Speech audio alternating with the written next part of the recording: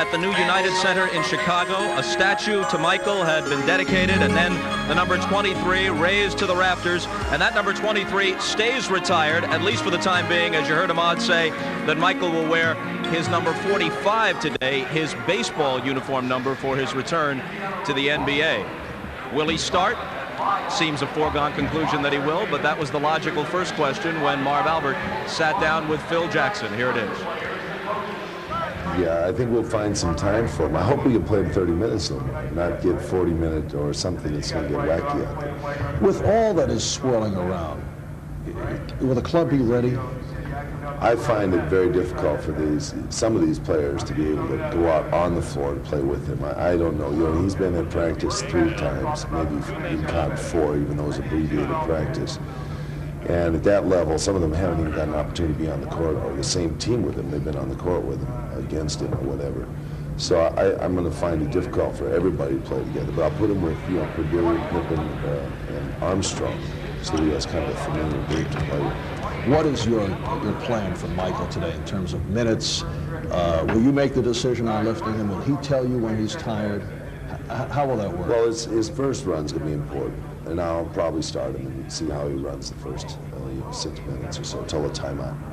And you know, he'll let me know from then on. He'll signal me how he wants to. And you know, to be honest with you, I probably want to play him in the point guard with the second unit, or play their point guard, Fleming, because that's going to be a problem for us. And, you know, I see strategically there's certain matchups that are better in the game than having him chasing through picks and running around with shooters like Miller and Scott. I don't think any coach has gone through what you are going through this year. First, you're thinking about your limitations. Obviously, the Bulls have played well as of late. Now, people are saying, you can win the title. I mean, how do you react to that? You go from one extreme to the other. It is a vacillation between have-nots to have-lots. And, you know, the reality of it is, you know, we still don't have a power player that can throw his body around or rebound or get the ball back for us. We certainly have a lot of scores. In fact, probably too many with Tony Kukoc and Pippen and Jordan and Armstrong in the starting lineup. We may need a defender, a rebounder, and a person that can set some picks. Can this club win the championship? You know, I'm not going to throw it out. I was a little bit skeptical about Phoenix's ability to play defense and rebound, although Charles Barkley's one great rebounder. With the type of team they've had this year, and they've really had a tremendous record with just basically going with an offensive unit and playing wide open basketball.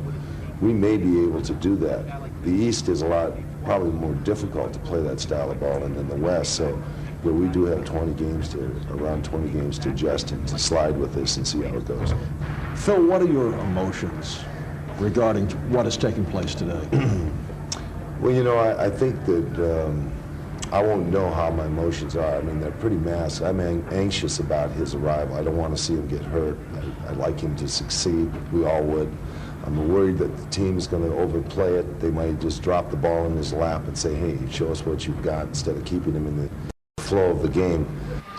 All right, let's move down the hallway to the Pacer locker room, where I asked their star Reggie Miller if the excitement of all this has begun to kick in for him yet. Well, it was tough to sleep last night, to tell you the truth. You know, you've been hearing about Michael coming back in the anticipation, and some were saying he was coming back a week from this Friday against Orlando. Some said he might be back as early as against the Milwaukee Bucks, but to come back on national television against us, and they're playing well, we're playing well, and him taking a year and a half off, you know, it was tough to sleep, but I'm excited. What level of play do you expect from him today? I think a very high level. You know, he's still Michael Jordan, even though he's taking the year off. You know, he still has the physical capabilities of coming out and dominating the game, but I think we'll be ready for him. It was tough because I went home and tried to break out some old Chicago, Indiana highlight tapes to see how we played them, and I couldn't find any, so I had to go by memory. I heard somebody say that until Michael gets in basketball shape, it may not take long, but until he gets in basketball shape, Reggie Miller is looking to run him off a few screens and have some fun today. Well, I'm not looking to have some fun. It's still going to be work for me, but I'm going to try to use the court as much as possible, because I think he's only had 3 or 4 practices, so conditioning might be a problem for him, but I think if it comes down to the fourth quarter, to the close game, I think conditioning kind of gets thrown out the window. Can he be the greatest player in the game again? Well, I think he still is the greatest player. You know, just because he retired and he's coming back, I don't think that has lessened his value. He still is the greatest player, so we're going to have our hands full tonight. Well, you heard Reggie Miller say it. He thinks he will be the greatest player again. And to reiterate the point we made at the top of the broadcast, if he does it, he will do something that is truly unprecedented. Muhammad Ali, not in team sports when he came back. Ted Williams in World War II in Korea returned from both conflicts to win batting championships, but many other players were in World War II and in Korea. When Jim Brown left as the all-time greatest rusher, he never came back. When Sandy Koufax left as perhaps the greatest pitcher of all time, certainly of his era, he was unable to come back. Michael Jordan today comes back, not just to play, but again, aiming to be the best. The introduction of the starting lineups and the opening tip-off in the next several minutes, but first we have an opportunity to go to our New York studios and check in with Hannah Storm. Hannah. Thanks, I guess, although until a couple of seconds ago it was difficult to hear anything above the din at Market Square Arena, which has now been quieted as we're just about ready for our national anthem. And you can read into this any symbolism you like. The group that will sing the anthem is called Promise. Today, our anthem is being performed by Promise from Olivet Nazarene University. Oh, say, can you see by the dawn's early light what so proudly we hailed at the twilight's last gleaming, whose broad stripes and bright stars through the perilous fight o'er the ramparts we watched were so gallantly streaming, and the rocket's red glare, the bombs bursting in air, gave proof through the night that our flag was still there. Oh, say does that star-spangled banner yet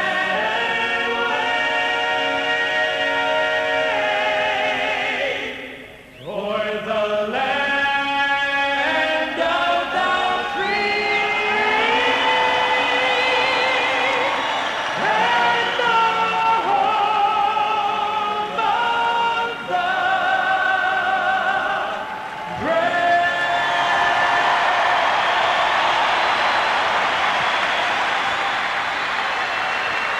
The moment is nearly at hand. Michael Jordan's return to the NBA. From Indianapolis, he goes to Boston Garden. One last game at that venerable old building against the Celtics. And then imagine the scene this coming Friday against the Orlando Magic at the United Center when Ray Clay at the PA microphone brings Michael Jordan onto the floor as a home player. This won't have quite the impact, but it should be a terrific scene. And so we go to the Pacers PA announcer now, Reb Porter, for the introduction of the starting lineups. Here's the starting lineup for today's visitors, the Chicago Bulls. At one forward, 6'7" from Central Arkansas, number 33, Scottie Pippen. At the other forward, 6'11" from Croatia, number 7, Toni Kukoc. At center, 7 feet from Vanderbilt, number 32, Will Perdue. At one guard, 6'2" from Iowa, number 10, B.J. Armstrong. At the other guard, 6'6" from North Carolina, number 45, Michael Jordan. The head coach, Phil Jackson, the Chicago Bulls.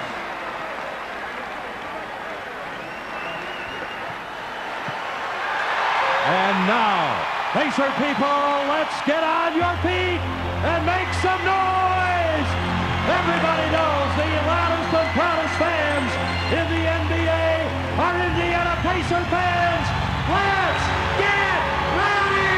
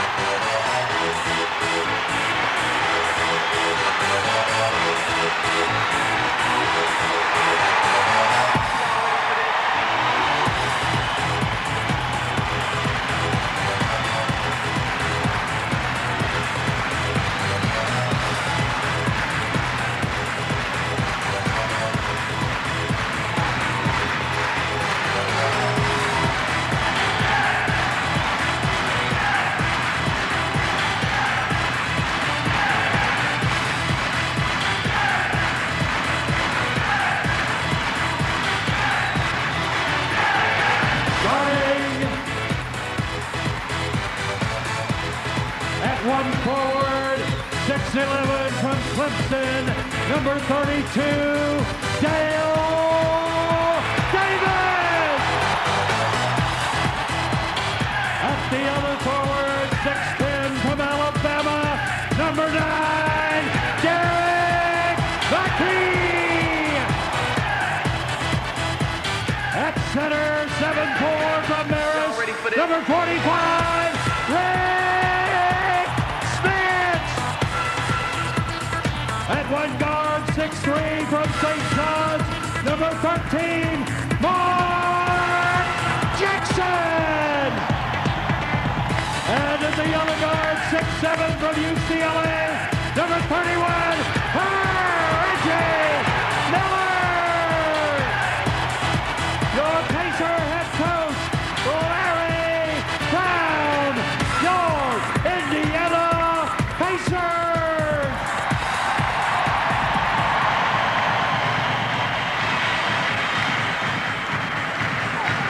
Marv Albert was at the mic for the last game Michael Jordan played in the NBA prior to today, Game 6 of the Finals against Phoenix in June of 1993, as they capped the run of 3 consecutive championships, and Michael was named the Finals MVP for the 3rd consecutive year. So it's fitting that Marv is set to call it now as Michael returns and the Bulls get set to tip off against the Pacers here at Market Square Arena. Courtside we go to Marv Albert and Matt Dukas. Thank you, Bob. Yes, that was 636 days ago, so 21 months after his last appearance in an NBA game. Only 5 months after his number 23 was raised to the rafters in Chicago, Michael Jordan has returned, and he's wearing number 45. And Matt, for you trivia buffs out there, the last member of the Chicago Bulls to wear number 45 back in the 92-93 season, a fellow by the name of Ed Neely, who was a very popular member of the Chicago Bulls. I remember Ed well, also with the Phoenix Suns. Marv, there's a lot of special moments in NBA basketball. Usually the opening game of the season, the playoffs, 7th game of the series, the finals. I don't know about you, but I got the goosebumps for this one. This is very special. Interesting, and it is home team privilege how they did diffuse the introduction of Michael Jordan, making sure that the Pacers got their due. Very quick in ending the announcement, letting the crowd respond as they did, and then getting right to the Indiana Pacers. And Derek McKee of the Pacers controlling the opening tip. The officials, Dick Bavetta, Ken Mauer, and Ed F. Rush. Mark Jackson guarded by B.J. Armstrong. Michael Jordan on Reggie Miller here at the start, and Jordan comes up with the ball. Michael Everett actually was knocked loose by Will Perdue, but Michael's so quick right now. He looks lightning quick. Well, he does have the fresh legs, not in outstanding basketball condition, but in very fine physical condition. Here is Tony Kukoc dumping it off. Will Perdue pops it out. Michael Jordan looking for the shot, not able to hit on his first attempt. Shot clock was down to 4. That's when usually Scottie Pippen used to get the ball, and before that, that's when Jordan would get it under those kinds of conditions. Jordan played by Jackson to the spin. Rebounded by Rik Smits. Well, Phil Jackson told us earlier he was concerned that the Bulls will be looking too much for Jordan. Reggie Miller not able to hit from downtown. Pippen trying to go back door, and the ball goes back to Indiana. Well, on the post feed to Rik Smits, Perdue actually giving him too much ground here, but then the quick hands of Michael Jordan to come up with the loose one. Both shots that Michael had taken have looked smooth and nice, just haven't dropped yet. Double team on Smits, got it out for Jackson. Rebounded by Dale Davis. And here is Smits. Well, the NBA Player of the Week this past week, Rik Smits, who has been on a tear, gives Indiana a 2-0 lead. Kukoc at the high post. Armstrong cutting to the corner. Met by Jackson and that double team. Here is Kukoc finding Pippen for 3. Get the idea that the Bulls are a little rattled here at the start as Miller is able to go all the way.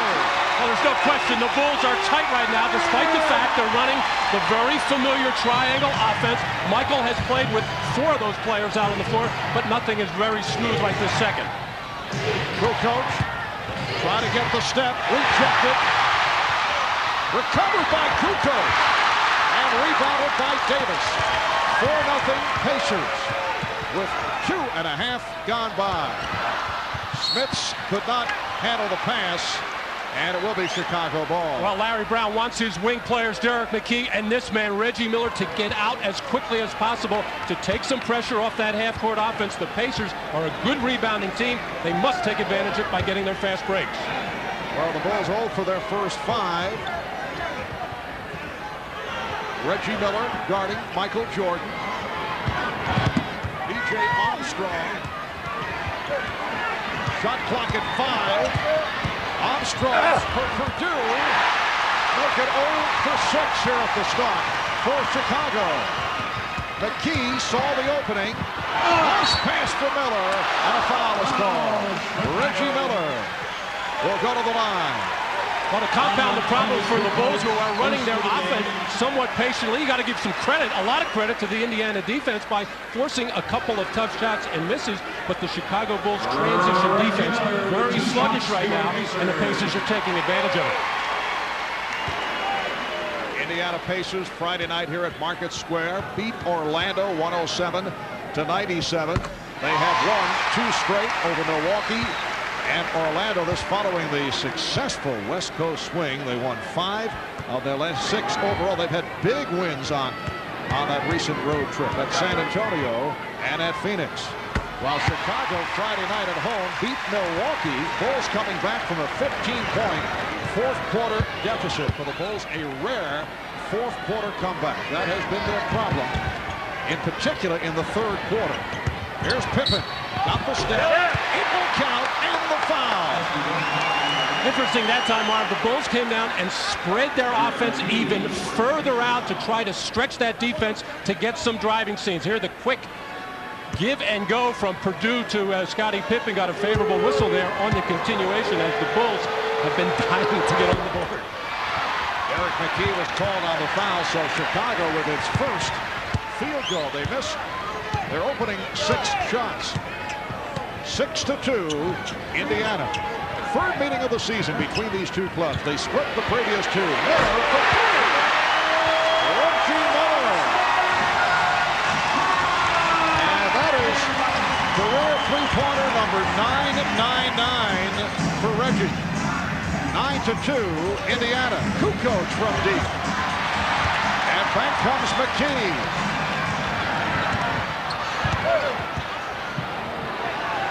McKee delivers to Dale Davis, and a 3-second violation call. Lane violation. Well, Reggie Miller open on this rotation because of the double team on Rik Smits' side. The little man, B.J. Armstrong, went down to double team, left the opening as Reggie needing one more. Yes, looking for number 1,000. Chicago opening 1 for 8. Welcome back to Market Square Arena, Indianapolis. Capacity crowd better than 16,000 on hand, a franchise record 17th sellout. And the crowd receiving a bonus. This was a sellout over the last couple of weeks, but the bonus, the eagerly anticipated comeback of Michael Jordan, who has missed his first 2 shots. 4 minutes have gone by, and the Pacers lead 9-2. Jordan now posting up. Jordan with the turnaround.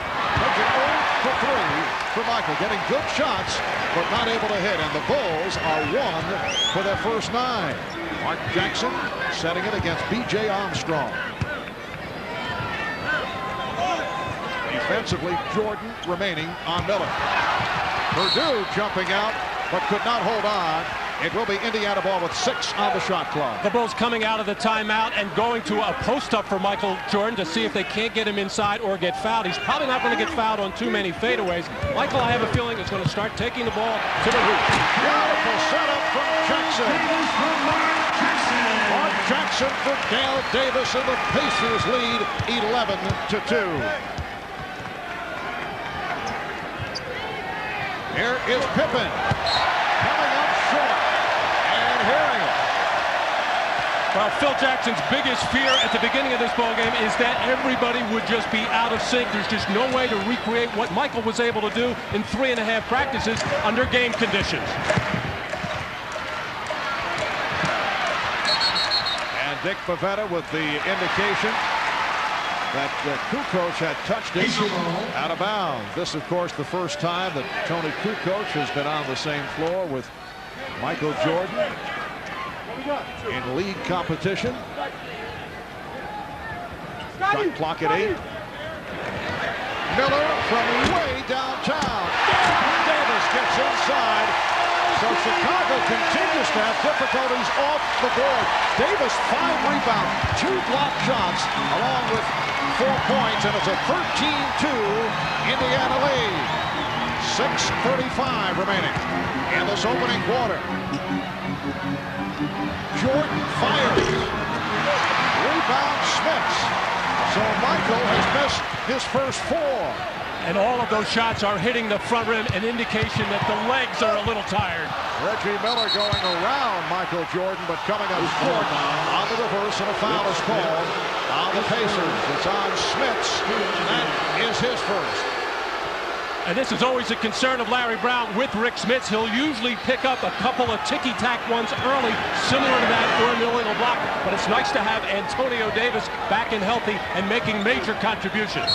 Antonio Davis has had back problems, and he is about to check in. Dale Davis has had problems with a separated shoulder on 2 occasions.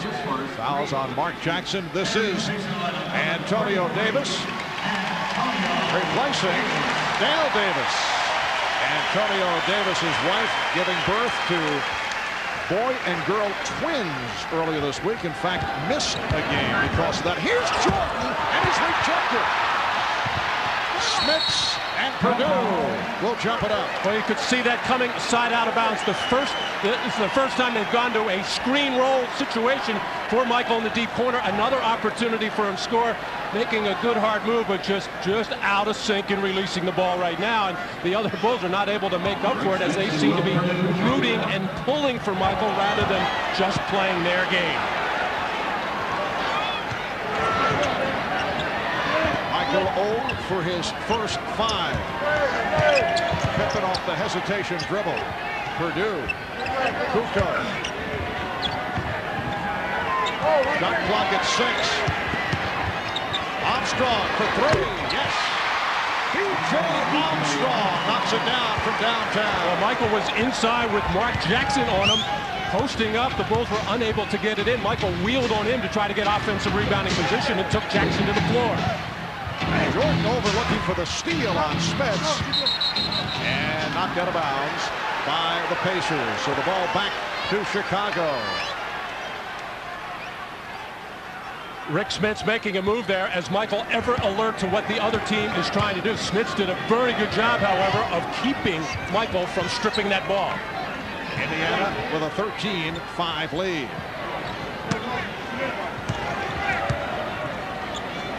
Again, Jordan posted, this time against Jackson, facing the double team. A leg block called on Miller, and a new 24 awarded Chicago. Here's Corey Blunt, second-year man out of University of Cincinnati. First-round draft pick last year, replacing Tony Kukoc. Well, the Bulls starting to get hurt on the Pacers' offensive boards. Needs a bigger player in there, Corey Blunt, hopefully to do a good job on the defensive boards for Chicago. Jordan backing his way and then throws it out. Here is Pippen extending. Scottie Pippen with a strong move. Indiana with a 13-7 lead. It has been an incredible scene here in Indianapolis the last 24 hours. More than 200 additional media credentials were needed as McKee is able to hit. Derek McKee with his first field goal. Scalper prices outside Market Square. Courtside tickets said to be going for better than $1,000 a pop.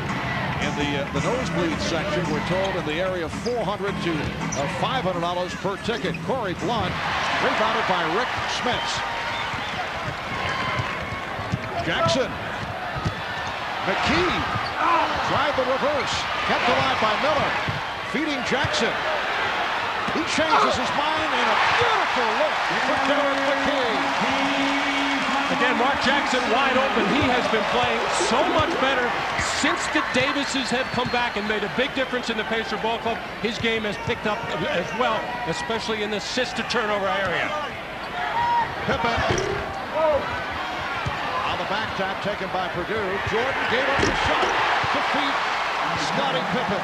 And Michael knows that he's about to come out. He sees Pete Myers waiting to check in as Phil Jackson gave Michael a good 8-minute run. I think he was a little upset at a defensive sequence between Michael and Pippen about a minute or so ago, but Michael was due to come out anyway. Jackson has 5 assists in this opening quarter. Miller. Reggie Miller. 20-9, Indiana.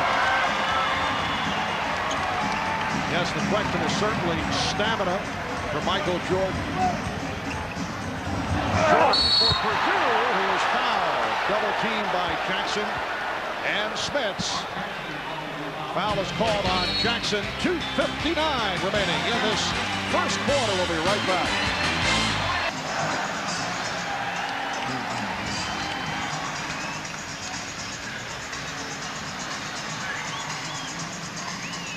Well, not exactly what Michael had in mind, but a long way to go. First 9 minutes, 0 for 5, 1 steal, and 1 assist, and he will now sit down to get a rest. Earlier, we talked with Reggie Miller of the Pacers about Michael's return. This is Reggie's reaction.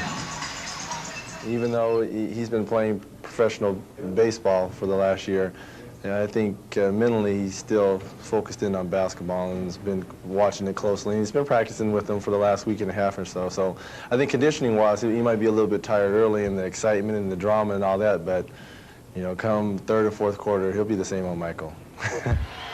I think Larry Brown has to be very happy with the way that his team came out and started this game and withstood the emotions of the event and came out and played their game. They have 8 assists out of their first 9 field goals. So a good sign that the Pacers are playing their game. And Chicago 4 of 17 from the field. Save attempt. Indiana 8 of 14, and the Pacers with a 10-point lead. Let's check in with the Dean, Ahmad Rashad.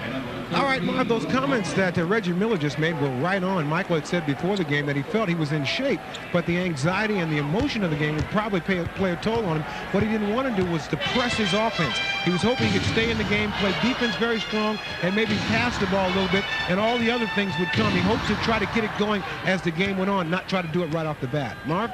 All right, Ahmad. Substitutions for Indiana. Byron Scott has checked in, as has Vern Fleming. Pushing foul. Luke Longley is on the floor for the first time for the Bulls. Corey Blunt called for the foul. Reggie Miller sitting down. Strong first quarter for Reggie with 10 points, including his 1,000th career three-pointer. Hit 2 from downtown in this first quarter. Here is Scott. Broken up by Longley. And Pippen delivers to Myers. Pete Myers for B.J. Armstrong. Rebounded by Blunt. That was intended for Longley. Here comes Fleming. Vern Fleming. Let it be recorded that Michael Jordan was replaced by Pete Myers, who was the man who ended up in the starting role when Jordan retired. So Pete Myers has checked in, coming on for Michael. I talked to Pete before the game, asked him how he felt about it. He certainly understood, despite the fact that this team has played very well over the last 13 ball games. 9 and 4, they've won 8 out of 10 and 3 in a row, and Pete Myers has been a big part of it. Yes, I would think he would understand his circumstances. That's an offensive foul. Luke Longley called on the foul. The ball goes back to the Indiana Pacers. Indiana Friday night, the win over Orlando, a very impressive victory. Pacers have now beaten the Magic 6 straight times here in Indianapolis. That goes back to the playoff clincher of a year ago in that first round series. Pippen with the save, but hands it back to Davis. Pacers hit by Longley. Scottie Pippen just cannot believe what he just did there in saving the ball at his own defensive end. Of course, you're told never to do that. If you are, to throw it way out in midcourt. He threw it right underneath the basket. A perfect feed, but to the wrong man, Dale Davis, who was playing with those very sore shoulders. One has been dislocated on 2 occasions, and one could pop out at any time, and that could be disaster for the Pacers the rest of the way. It's called a non-shooting foul by Rik Smits, and kept alive by Antonio Davis. We come up on 1 minute remaining in this first quarter. Dale Davis from the outside. Davis trying to sweep in for the rebound and a foul call.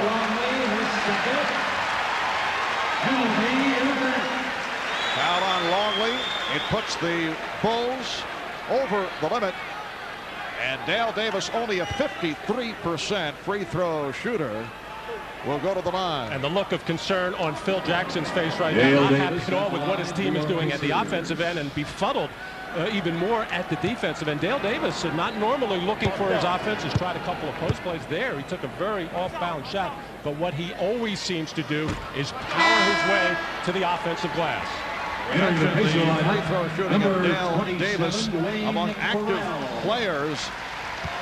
Well, he's unfortunately right there, a dubious distinction behind Chris Dudley and Chris Webber in terms of having his difficulties at the line, but he does hit the second. Phil Jackson here in the first quarter is seeing his greatest fears realized. The Bulls out of sync. Michael Jordan 0 for 5. And Chicago just having a very difficult time getting off. Making the adjustment with the return of Jordan. Armstrong hits the 3. And the Pacers now lead 21-13.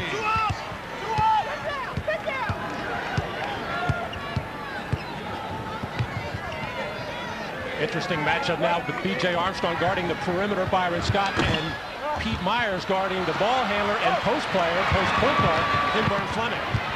Armstrong on the move, and he's hit on a reach-in. Another reason for the recent success of the Bulls, and really throughout the last couple of years, is B.J. Armstrong not getting off to good starts early in the ballgame, but as the game starts to wear on, he starts to look to penetrate more. He was not known for that when he first came in the lane. Of course, his job was to be the perimeter player and let Jordan and Pippen create plays for the spot-up shooters, he and John Paxson, but B.J. has improved in putting it on the floor. One of the better free throw shooters in the NBA, 87% at the line. Here's Reggie Miller back. And Dale Davis, who had an outstanding first quarter, sitting down 5 points, 7 rebounds, 2 blocked shots. Ron Harper has come on for Chicago, replacing Corey Blount. And Ron Harper has been making more of a contribution in a limited role. Hit 3 big three-pointers coming down the stretch in that win against Milwaukee on Friday night. Scottie Pippen had the big shot on Friday. A 3-point play off a soaring jam with 3 seconds left. Won it for Chicago. Pippen at 27 points, 11 rebounds, 8 steals, and 6 assists. Final seconds of the first quarter. The pass intended for Ferrell just came on. Byron Scott checking the clock. Too late. That is the end of the first quarter. Michael Jordan makes his return. Goes 9 minutes. Goes 0 for 5 from the field. Reggie Miller hits 2 from downtown. 3 of 6 overall for 10 points. And the Pacers over the Bulls 21-15 here at Market Square. You are watching the NBA on NBC.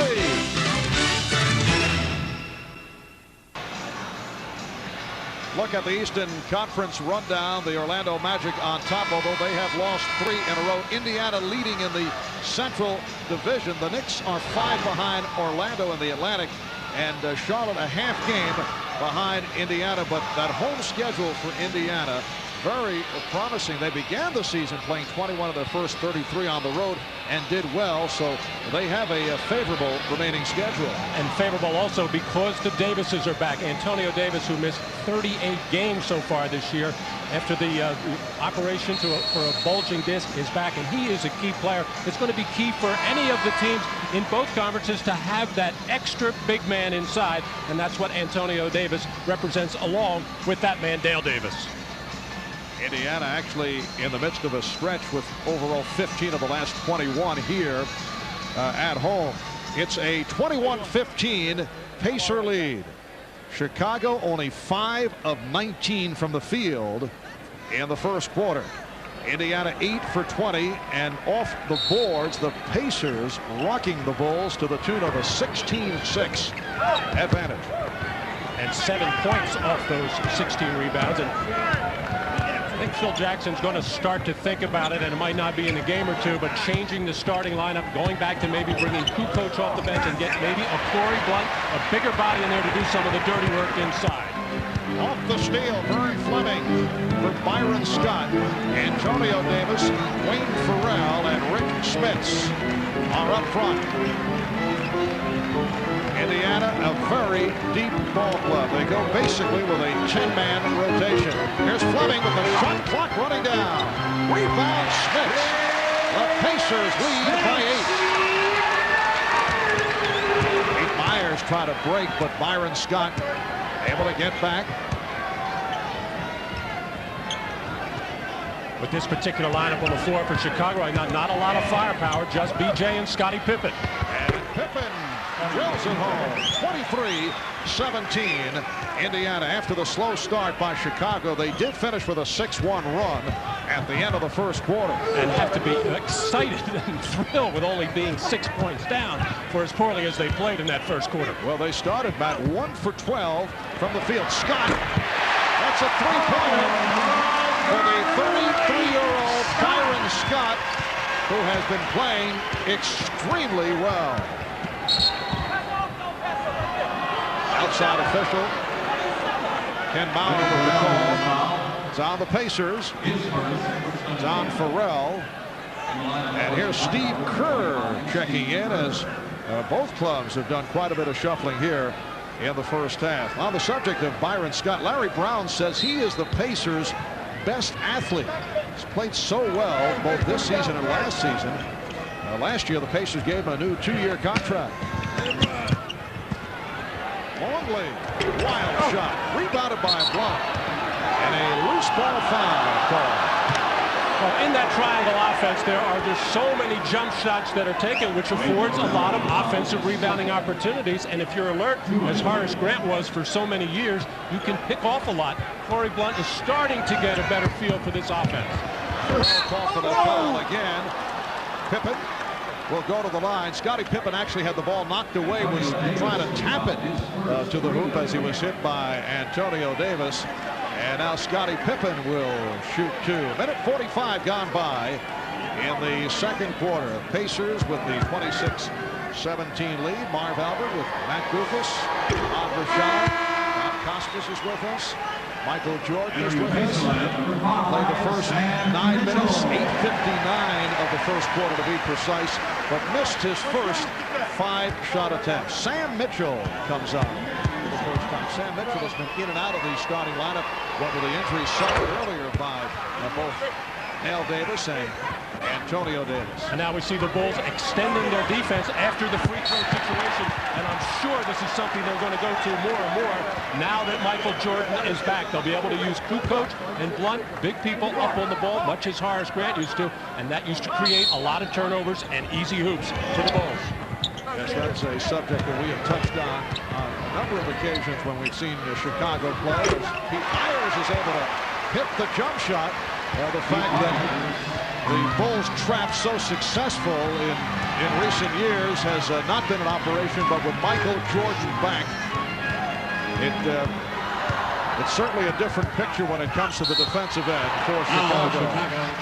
And the foul is called on Myers. 9:47 remaining, second quarter. Timeout taken. Indiana now leads by 5. Yes, Yes, this is Reggie country here in Indianapolis, Indiana. Reggie, and this is normal procedure. Time to time during the course of the game, he will be stretched out, although he does come into today with a strained left shoulder. Did not seem to have any problems at all in the first quarter when he was able to hit for 10 points. And the reason that shoulder is so sore, it got tangled up with Shaquille O'Neal under the basket on Friday night. I talked to Reggie yesterday in practice. He said he felt like it was almost going to be pulled up. The Pacers were a very loose basketball team at their shoot-around yesterday, and then when they found out about the Michael Jordan situation, their whole demeanor seemed to change. We'd like to welcome those of you who have been watching the Utah Jazz and the Charlotte Hornets. We welcome you to Market Square Arena with 9:47 remaining in the first half. And the Pacers leading the Bulls 26-21. Michael Jordan is back on the floor. Played the first 9 minutes in the first quarter. Attempted 5 shots, did not hit. And when Michael sat down, Chicago outscored Indiana 12-6. Scottie Pippen and B.J. Armstrong have accounted for 18 of the Bulls' 21 points.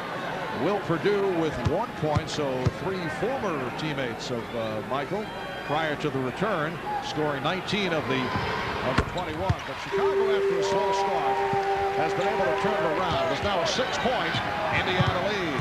Jordan handling against Scott. So it is Jordan and Kerr in the backcourt with Longley, Blunt, and Kukoc on the front line. Phil Jackson trying a different combination. Shot clock at 6. Kukoc hesitating and rebounded by McKee.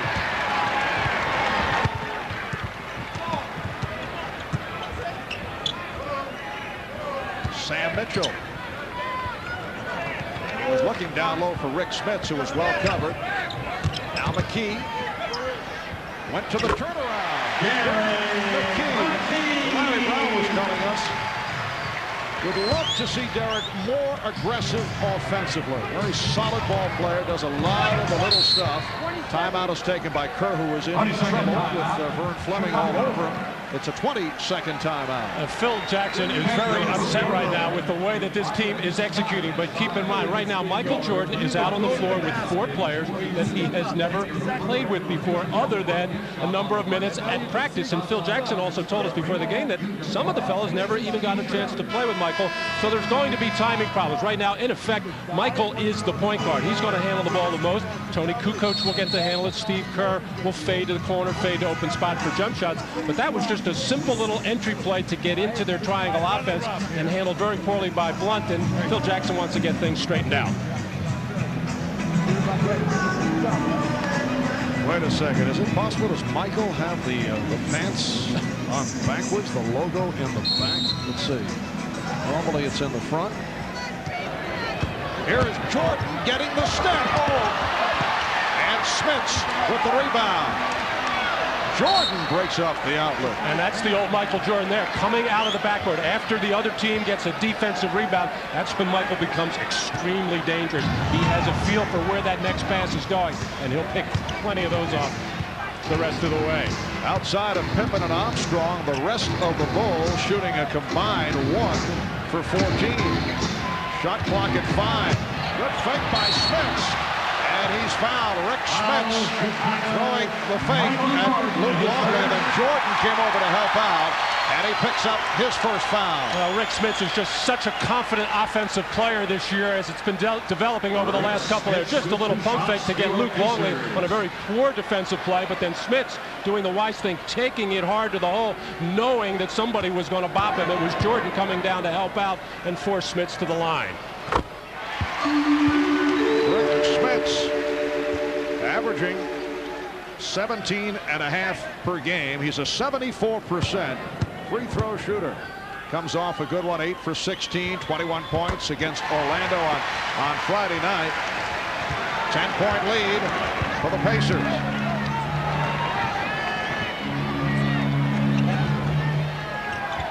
One at the high post for Kukoc. Tony Kukoc has had 2 outstanding games against Indiana. Here's Longley. A wild shot by Longley. Fleming for Mitchell. Smits. Yes. Pacers with their biggest lead of the game. Amazing touch for Rik Smits. Not only can he do it inside with little hooks and little jumpers in the lane, he can step out to 17 feet very nicely. Jordan trying to give it up, although that might have been called in the act. Well, Rik Smits very comfortable when he steps out to the perimeter, and it's very difficult for centers to get the feeling and realize that he's going to be able to spot up from 17 feet as Michael finds a seam and desperately trying to get on the scoreboard here just to get that out of the way. Smits on the foul. His second here is Jordan. And still looking for his first point. 0 for 6 from the field. 0 for 1 from the line.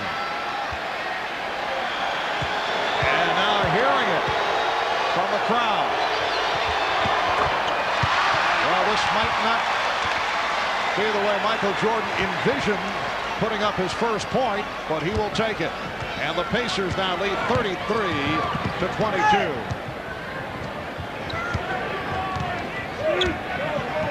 Miller coming off the screen, played by Jordan. Mark Jackson back on the floor, and this call away from the ball. And the foul against the Bulls. It's on Kukoc, his second. 3 team fouls on the Bulls. Tony Kukoc inside here getting all tangled up, trying to get through a screen there, and that's not the way to do it, trying to go right through the chest of Reggie Miller.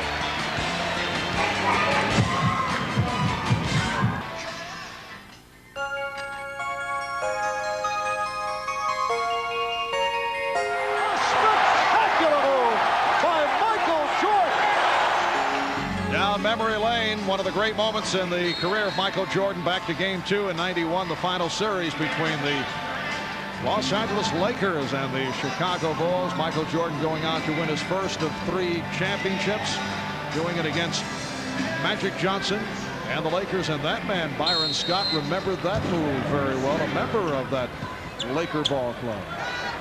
Indiana by 11, 7.5 remaining in this first half. Rik Smits. Scotty put the move on Will Perdue, who was checked in for Luke Longley. Michael Jordan using the screen, met by Smits. Getting it to Perdue.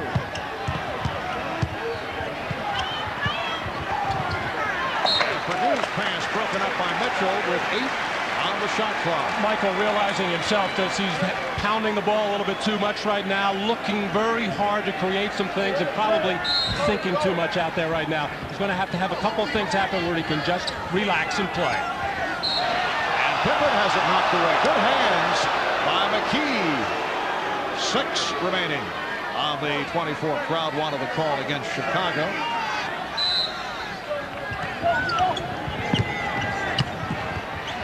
Scottie Pippen coming up short, but a new 24 for the Bulls.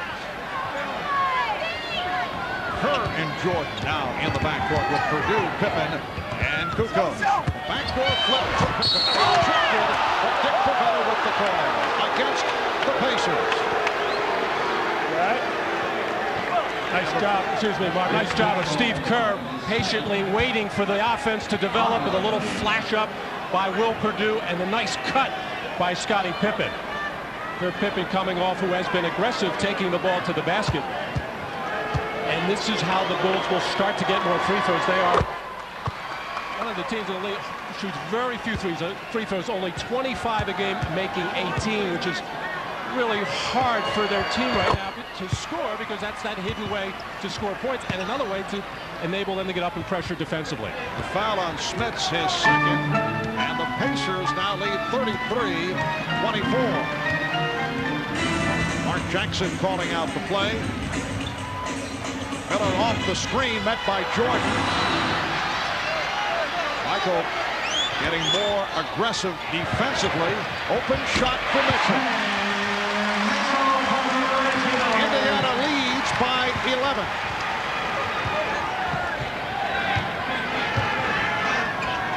Jordan using the pick. An offensive foul is called as Will Perdue was on the move and setting that play.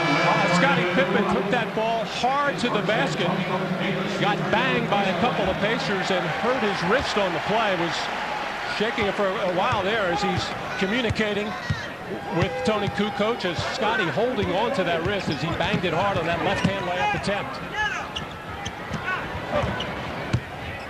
Here's Mark Jackson. Mark Jackson with his first field goal to go along with 5 assists. Indiana 37, Chicago 24. First stop by Jackson.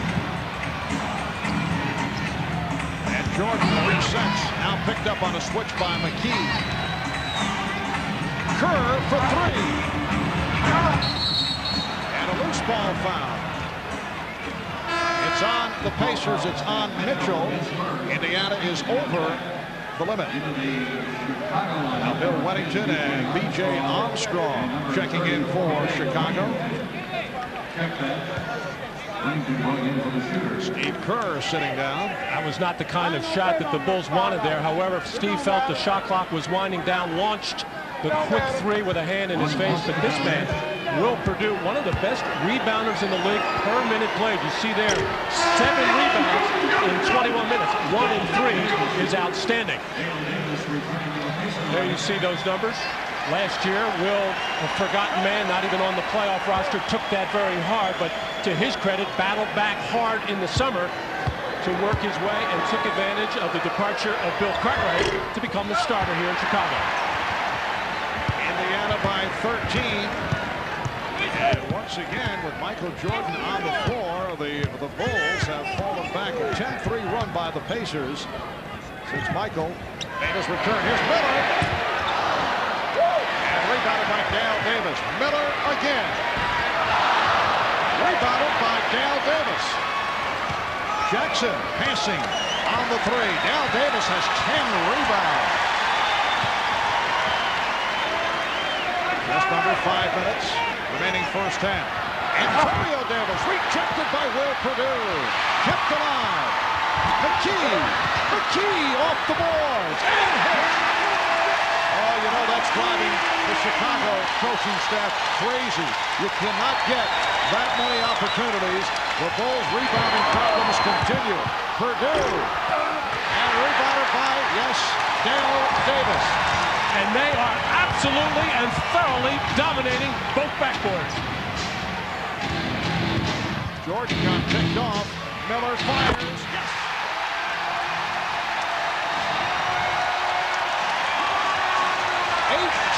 Point Indiana lead, and Chicago wants to talk it over.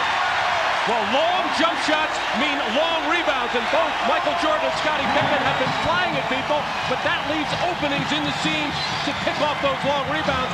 And the ones in tight, the Indiana Pacers are just out hustling and overpowering the Chicago Bulls inside right now.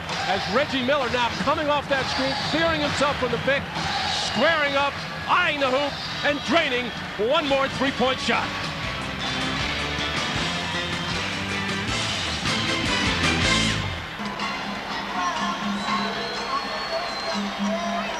The last 5 minutes and 34 seconds since Michael Jordan made his return after that 9-minute stint in the first quarter, with Michael back on the floor. Pacers with a 15-3 advantage. Jordan still looking for his first field goal, and there it is. Michael Jordan, after missing his first 6 shots, able to connect. He has only 3 points. Well, here it is, the first time the Chicago Bulls just went flat-out isolation for Michael. Reggie Miller, knowing that Jordan has been struggling from the field, did the wise thing and got off him because he knew Michael was thinking possible drive here, gave him the jumper, and Michael finally nails one. At the other end, it's Jordan called for the foul. Just under 4 minutes remaining in this first half. McKee, feeling the contact, went to the hook. Pippen lost it. Ball slipped out of his hands. Pacers 42, the Bulls 26. Oh, nice. Nice idea. Antonio Davis cutting, lost his man, but the pass off the mark. Here is Armstrong for three. B.J. Armstrong with his third from downtown. It's a 13-point Indiana lead. Well, Larry Brown has been happy with the play of Mark Jackson of late. Not happy with that particular pass, however. Antonio Davis had it knocked away, but recovered. Shot clock at 4. Jackson for Davis. It's a 24-second violation or a foul call. Let's see. Dick Pavetta says foul on the play against Chicago. It's on Weddington. Well, on that cut by Antonio Davis, it was supposed to be set up as a screen roll situation. Jackson with the wild behind the back pass, and B.J. Armstrong makes them pay for it at the other end, as he seems to be feeling very comfortable with his offense. And in the long run, once Michael Jordan gets accustomed to being back on the basketball floor, what do you see as the effect of the new hand-checking rules? Larry Brown, I know, made the point that if Michael had started his career with the rules, he would have averaged 50 points per game. Even before they changed that, Rob, anytime Michael wanted to drive to the basket, he has the ability and, of course, the respect of the officials. If he creates that contact, he's going to go to the free throw line. He should benefit a great deal from it. Yes, think of all the additional free throws, but that's down the line. Pippen hit on a reacher. 2:35 left in this first half. McKee on the foul, a second. Let's check in with Ahmad Rashad. All right, Marv, I was talking to Michael about that hand-checking rule. He was more concerned about his defense. If he would be, you know, aware of not getting that hand out there and maybe having enough practice to maybe use the forearm as opposed to using his hand. So that was something that he felt like he'd only get better if he got a chance to play and work it out in a game-type situation. Mark? Yeah, I could see that because most teams went through the entire preseason. You recall all the problems the teams had making the adjustment, and here is Michael returning without any preseason at all, and he will have to make the adjustment quickly. Antonio Davis. Again, Dale Davis with that active body keeping it alive, but Michael Jordan able to get to it. Jordan off the dribble for the pull-up, and he draws the foul. A hack on Miller. And Jordan goes to the line. Well, this has been the weakness of the Bulls, the interior defensive rebound. This time, Michael with inside position, able to out-quick and out-hustle Dale Davis to chase it down, and then going the other way, a little shake move on Reggie Miller. He had him beat, but decides to pull up for the jumper. Reggie knew he was beat, but would like to pull that hand back, not wanting to foul the jump shooter. Haywood Workman checking in for the first time this afternoon. Haywood Workman at one point beat out Mark Jackson after Jackson was on the disappointing side earlier in the season. Haywood did a nice job as the starting point guard last year, and has been out of the rotation as of late and not played the last 3 games. Larry was saying yesterday he was not disappointed at all with the way that Haywood Workman and Vern Fleming played the point guard position last year, but the opportunity to pick up a Mark Jackson, whom he was familiar with from coaching him in the Clippers, felt it would just be an added piece. And early in the year, unfortunately, Mark put a lot of pressure on himself. Another point when you talk about the guards handling the ball, Larry Brown, a former point guard, very tough on those that play that position. 8-1 run by Chicago. Byron Scott forcing it up with the shot clock running down. Here comes Armstrong delivering to Myers, rejected by Scott, and a foul is called. Well, B.J. Armstrong, not normally the man to handle the ball in the middle of the fast break. He's normally out on the wing, spotting up in the corner. Does a nice job here of sending in Pete Myers, who took it hard to the basket. Follow up on what I was talking to Pete about early in the day, is if he still plays one-on-one with Michael Jordan. It was kind of legendary stories about how Michael used to take him to school early when Pete was first drafted by the Chicago, not drafted, but signed by the Chicago Bulls, and Michael used to kill him. And I said, well, what happened the last few days? And Pete just smiled. He said, he killed me. He said, actually, we were playing for his old locker at their practice site. Pete took that over. Michael wanted it back, beat him for it in one-on-one games, but then decided to give it back at Pete to get a new room. by 10. They've led by as many as 18. Minute and a half remaining in the first half.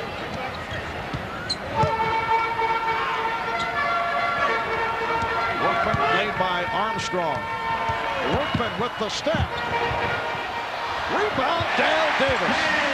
He has been the story in the first half. 7 points and 14 rebounds for Dale Davis. Well, Dale missed 8 games with those shoulder problems. We say he's back, but he's really not back at 100%, but having an outstanding day. Michael Jordan. And Indiana now leads 45 to 35. So Jordan with a second field goal. He's 2 of 8. He has 7 points.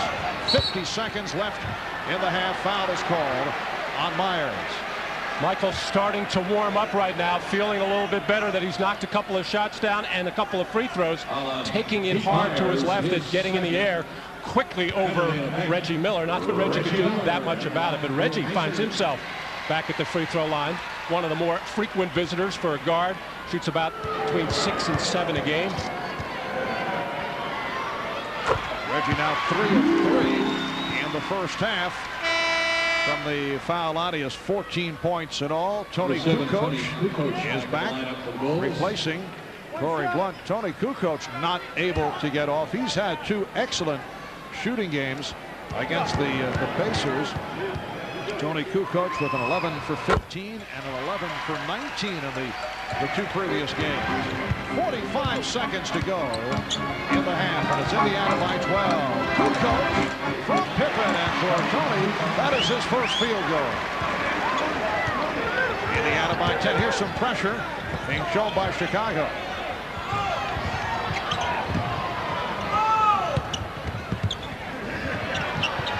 Good defensive sequence by the Bulls as Jordan knocked it away.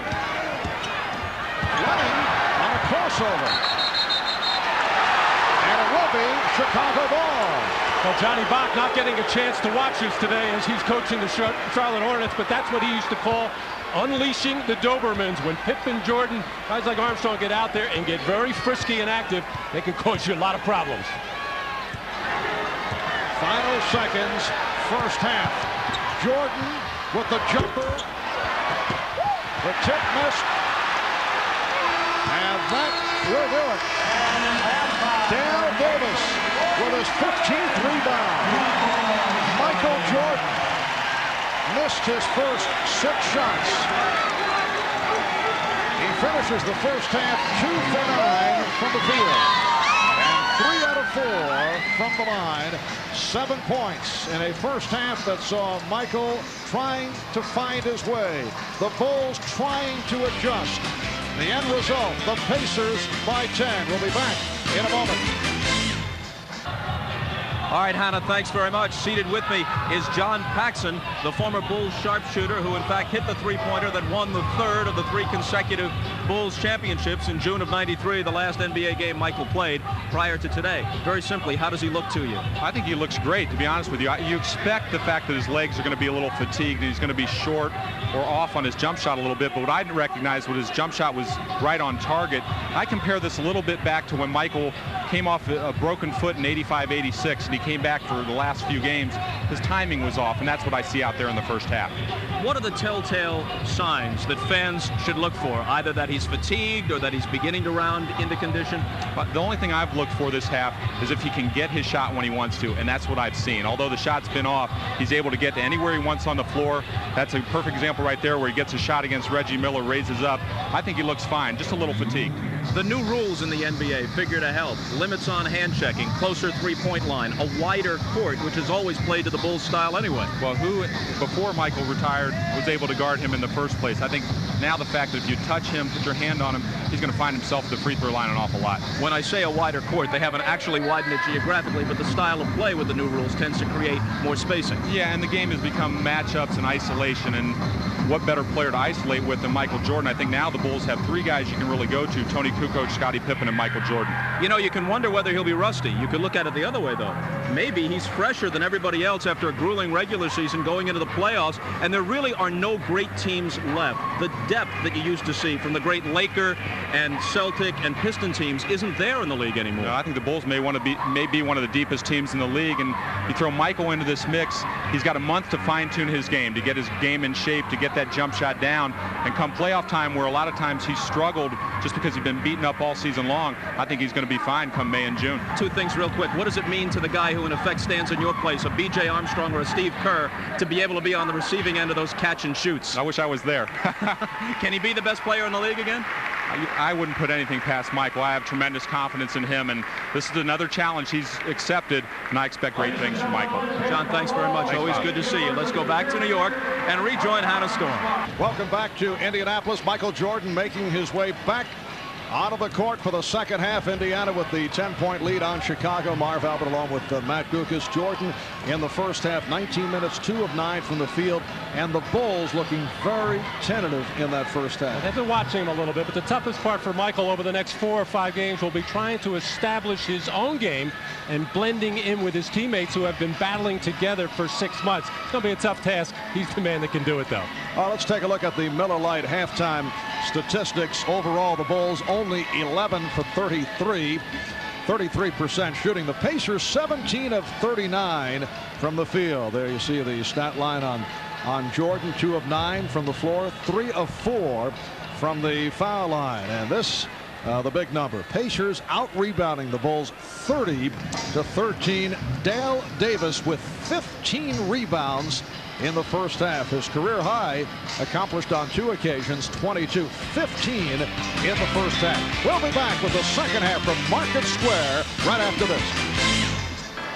As we head to the start of play in the third quarter, Indiana with a 47-37 lead on Chicago. Pacers have led all the way, and they have led by as many as 18. A look at the leading scorers. Scottie Pippen with 13. B.J. Armstrong, who's hit the three-pointer. He's hit 3 from downtown. He has 11. Michael Jordan with 7 points. While the Indiana Pacers with 1 man in double figures. Reggie Miller 4 of 9 from the field, 3 of 7 from beyond the three-point line with 15 points. 8 apiece for Smits and McKee, 7 for Dale Davis along with 15 boards. And the numbers on Michael Jordan, 19 minutes in the first half. 2 of 9 from the field, 3 of 4 from the line. 2 rebounds, an assist, and a steal. Matt, to give you perspective on Michael Jordan, looking back on his illustrious career, he has scored in double figures in 666 of his 667 career games.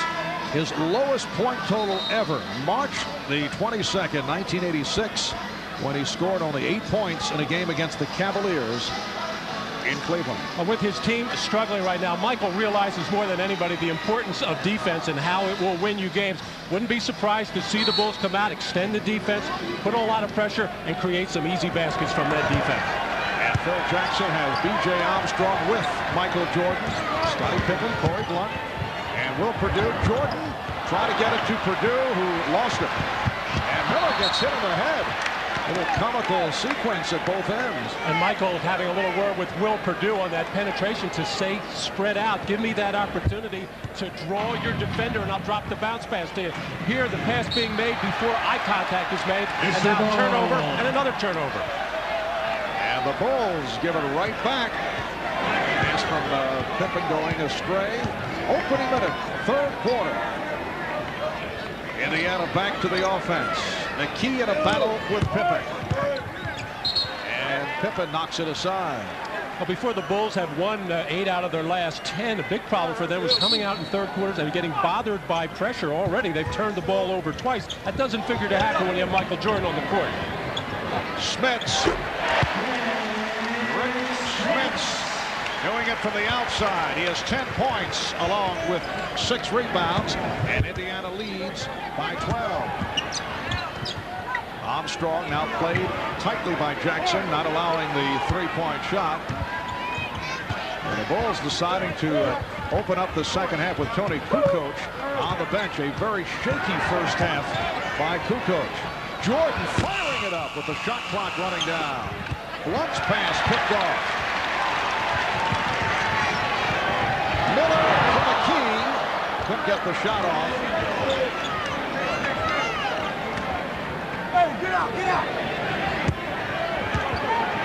Key isolated against Armstrong, gets it inside, and the foul down. Davis held by Corey Blunt.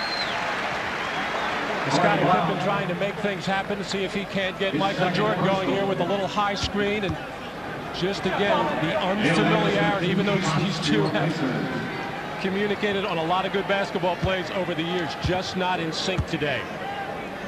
Dale Davis in his 4th year out of Clemson led the ACC in rebounding 3 straight years. Last season averaged just under 12 points per game.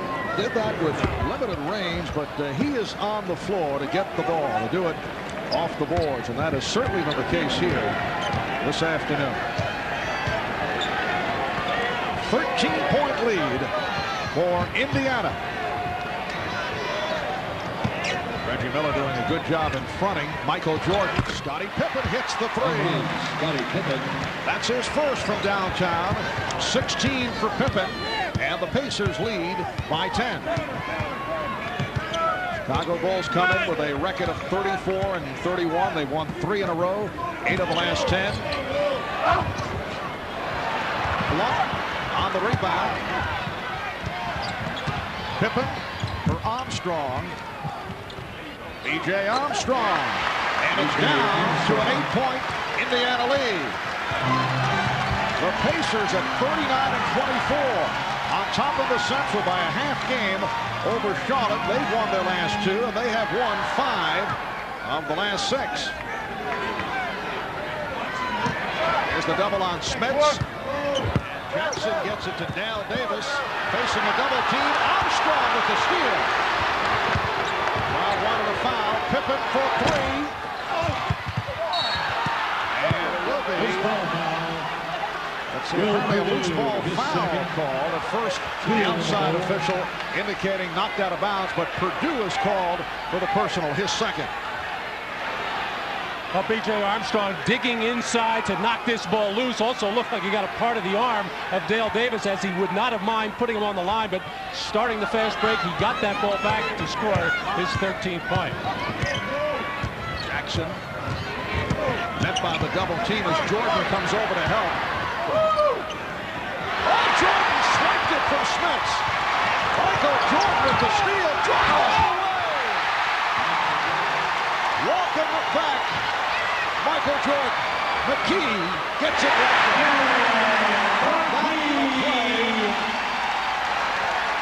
out of the Michael Jordan highlight package that we've seen time and time again over his career. The steal and then the drive for the bucket. Jordan lost it. Jackson with the steal. Miller with Pippen back, and Pippen with the foul. Oh, and Scottie Pippen with a shove of Reggie Miller. Good job of Scottie Pippen to hustle back and try to block that shot. Did get a piece of the ball, also got a piece of Reggie Miller, and then they got tangled up, and then a little extra shove. Watch it again. And watch the little extra shove with the left arm by Scottie Pippen after they come down here. And you see the left arm and the push to the back, and we will have a technical foul. Technical foul assessed on Pippen. Miller will shoot the technical. Indiana 53, Chicago 44.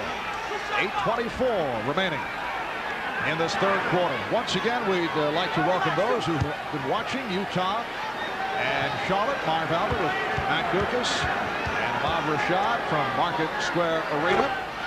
Reggie Miller extending to a 10-point Pacer lead. Well, we talked earlier in the ballgame that Phil Jackson mentioned that it probably wouldn't be too long before he'd think about making a change in the starting lineup. Nothing against Tony Kukoc, but now with Michael Jordan back, it changes things. So what they need in there is a bigger body, somebody to bang around inside, box out, get some rebounds, play some defense, and Corey Blunt getting the call here in the third quarter. You don't need all of your best offensive players on the floor at the start of the game or the start of the third quarter.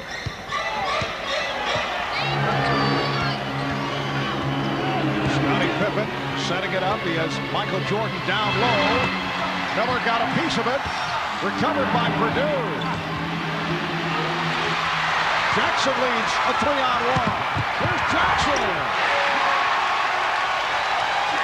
And the Indiana Pacers starting to take advantage of every Chicago Bull mistake. Whether it's a block shot, a ball knocked loose, they are just flat out whipping the Bulls down at the other end of the floor. 6 straight points by the Pacers. They lead by 12. You are watching the NBA on NBC.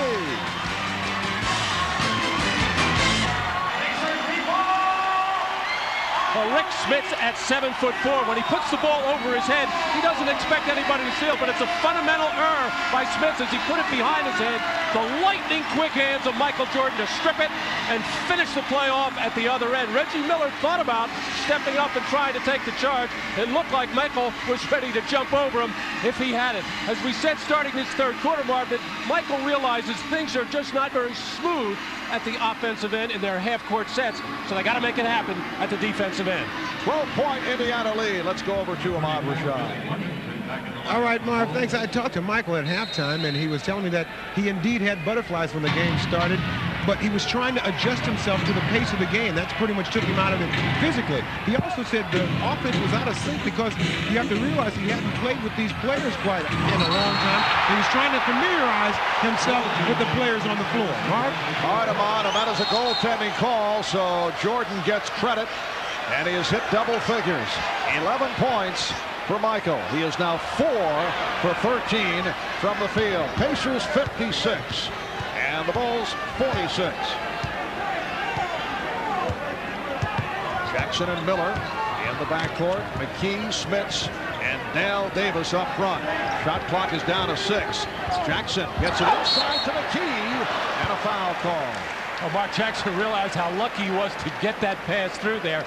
He threw it. He almost wanted to pull it back as Scottie Pippen was in the lane, but he had his back turned. That ball able to snake through to Derek McKee, who's been a little bit more aggressive offensively, as Michael Jordan is saying to Scottie, keep your eye on the ball. You would have had a steal, partner.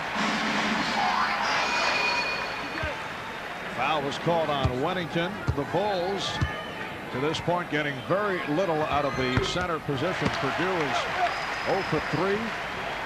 Wennington has not taken a shot. Longley 0 for 2. And Tony Kukoc, only 1 for 5 from the field, has not played in this third quarter. Corey Blunt starting the third. Here's Will Purdue. It will count, and the foul. And Will getting a little encouragement this time from Michael Jordan. The last time Will took the ball to basket, he just put up a little flipper and not very strong this time. Still not able to finish hard at the rim and stuff the ball in there, but doing his best. Got fouled on the play. Michael Jordan trying to encourage Will Purdue, who's doing a good job at the defensive end on Rik Smits before Rik gets the ball. Smits does have 10 points, but so far, good defense by Big Will. And the foul on Smits, who picked up his third. Indiana 58 and Chicago 49.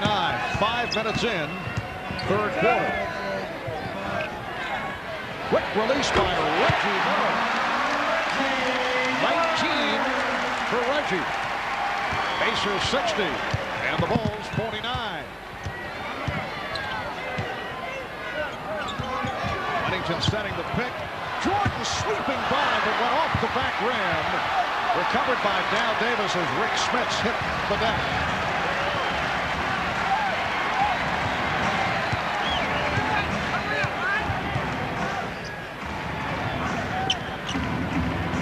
Jackson. Yes. Well, the Pacers responding to the double team as Mark Jackson was wide open. Jackson with the steal. Jackson behind the back, and he will start it all over again. Good job by the point guard, Mark Jackson, exploring the fast break. Not there. The knowledgeable Indiana fans appreciating that kind of small nuance in half-court basketball. Fast break not there. Pull it back out. Set something up. Got clock down to 3. McKee. Indiana with a 15-point lead. Derek McKee with 14 points.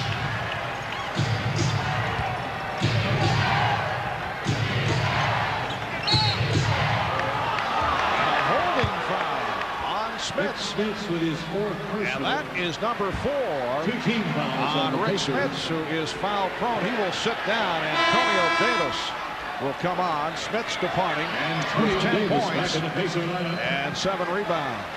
The Bulls have been tentative with some of their passes as Michael will go to the bench for a rest, replaced by Pete Myers, and Tony Kukoc coming in for Will Perdue. And right before that, the Bulls had brought in Bill Wennington to replace Corey Blunt, to put him in that big forward spot, as Phil is trying to keep a couple of extra big bodies in there against the outstanding rebounding of the Indiana Pacers. And Indiana's come out shooting well in the third quarter, 6 of 7 from the field. Bulls have hit 5 of 10. Armstrong really had nowhere to go. Down to 6 on the 24. Pippen looking for the shot, can't find it. Kukoc has to fire and hits. Tony Kukoc with a 3 with the shot clock running down. It's only his second field goal. It cuts it to a 12-point Pacer lead. Just under 5 minutes to go. Third quarter. And the call away from the ball. Pete Myers holding Reggie Miller. Well, Tony Kukoc had been trying to post up Dale Davis. He would have much more success by taking him away from the basket and possibly driving on him. He had to launch this three to beat the shot clock, but Tony Kukoc has been silent so far as he seems a little bit mesmerized with the whole situation. Well, you can understand that he might have come in with the same butterflies that Michael Jordan mentioned to Ahmad Rashad. Michael Jordan has talk of the emotional response of Tony Kukoc when Tony had signed with the Bulls, felt that he was going to join a Chicago team that had Michael Jordan as his teammate, and then Jordan announced his retirement, and Michael said he couldn't believe how emotional Kukoc reacted. He was so disappointed that he had wanted to play with Michael. So these are big moments for the second-year player out of Croatia. And some of his comments over the last couple of weeks where he did not want to get his hopes up because he did not want to possibly get disappointed again if Michael had made the other decision. Shot clock at 5. They double up on Pippen. Kukoc checking the clock, gets it off. And it's an air ball, so a 24-second violation. Well, Tony Kukoc is a good post player against smaller players, but when he's being guarded by a Derek McKee, who's really a small forward, but a 6'11" small forward, or one of the Davises, he's better at taking the ball out about 17, 18 feet, facing up and trying to drive into a seam. Reggie Miller isolated against Pete Myers. Myers got picked off. Miller not able to hit the 3. Indiana responding, getting back. Pippen. Yes. Nice move by Scottie Pippen, although the Pacers were able to get back. Chicago was trying to break, and then Pippen cut it to a 12-point Indiana advantage. Mark Jackson, the one-time New York Knick, one-time Los Angeles Clippers, had a solid game. They double up on McKee. Mitchell. Sam Mitchell extends to a 14-point lead. Now McKee is a tough cover for Scottie Pippen inside. He has a little bit of a height advantage, can shoot over, and that's why the double team came, and McKee smartly got the ball outside to the open Mitchell. Armstrong beating Jackson with the dribble, and it's Wennington with the slam. Bill does that about 4 or 5 times a year. When he does it in either old Chicago Stadium, which is no longer, or the new United Center, the crowd goes wild. He just takes a gamble, takes a run at it, and finishes off the play. Indiana with a 12-point lead. We come up on 3 minutes left in the third. Strong move by Antonio Davis, who also paid for it, and he was fouled. Took a shot in the head. Well, a running start by Bill Wennington out from about the right elbow area, guessing just right, and the ball coming right off the rim, right where he is able to finish and tomahawk it through. Wennington called for the foul, sending Davis to the line. A hand for Reggie Miller sitting down. He'll get a rest, leaves with 21 points. Antonio Davis at the free throw line in his second year out of Texas, El Paso, a second-round draft pick back in 1990. Played in Europe for 3 years, in Italy and Greece, before signing on with Indiana. Michael Jordan now returning. So Michael certainly getting the playing time. Opened up with 9 minutes in the first quarter.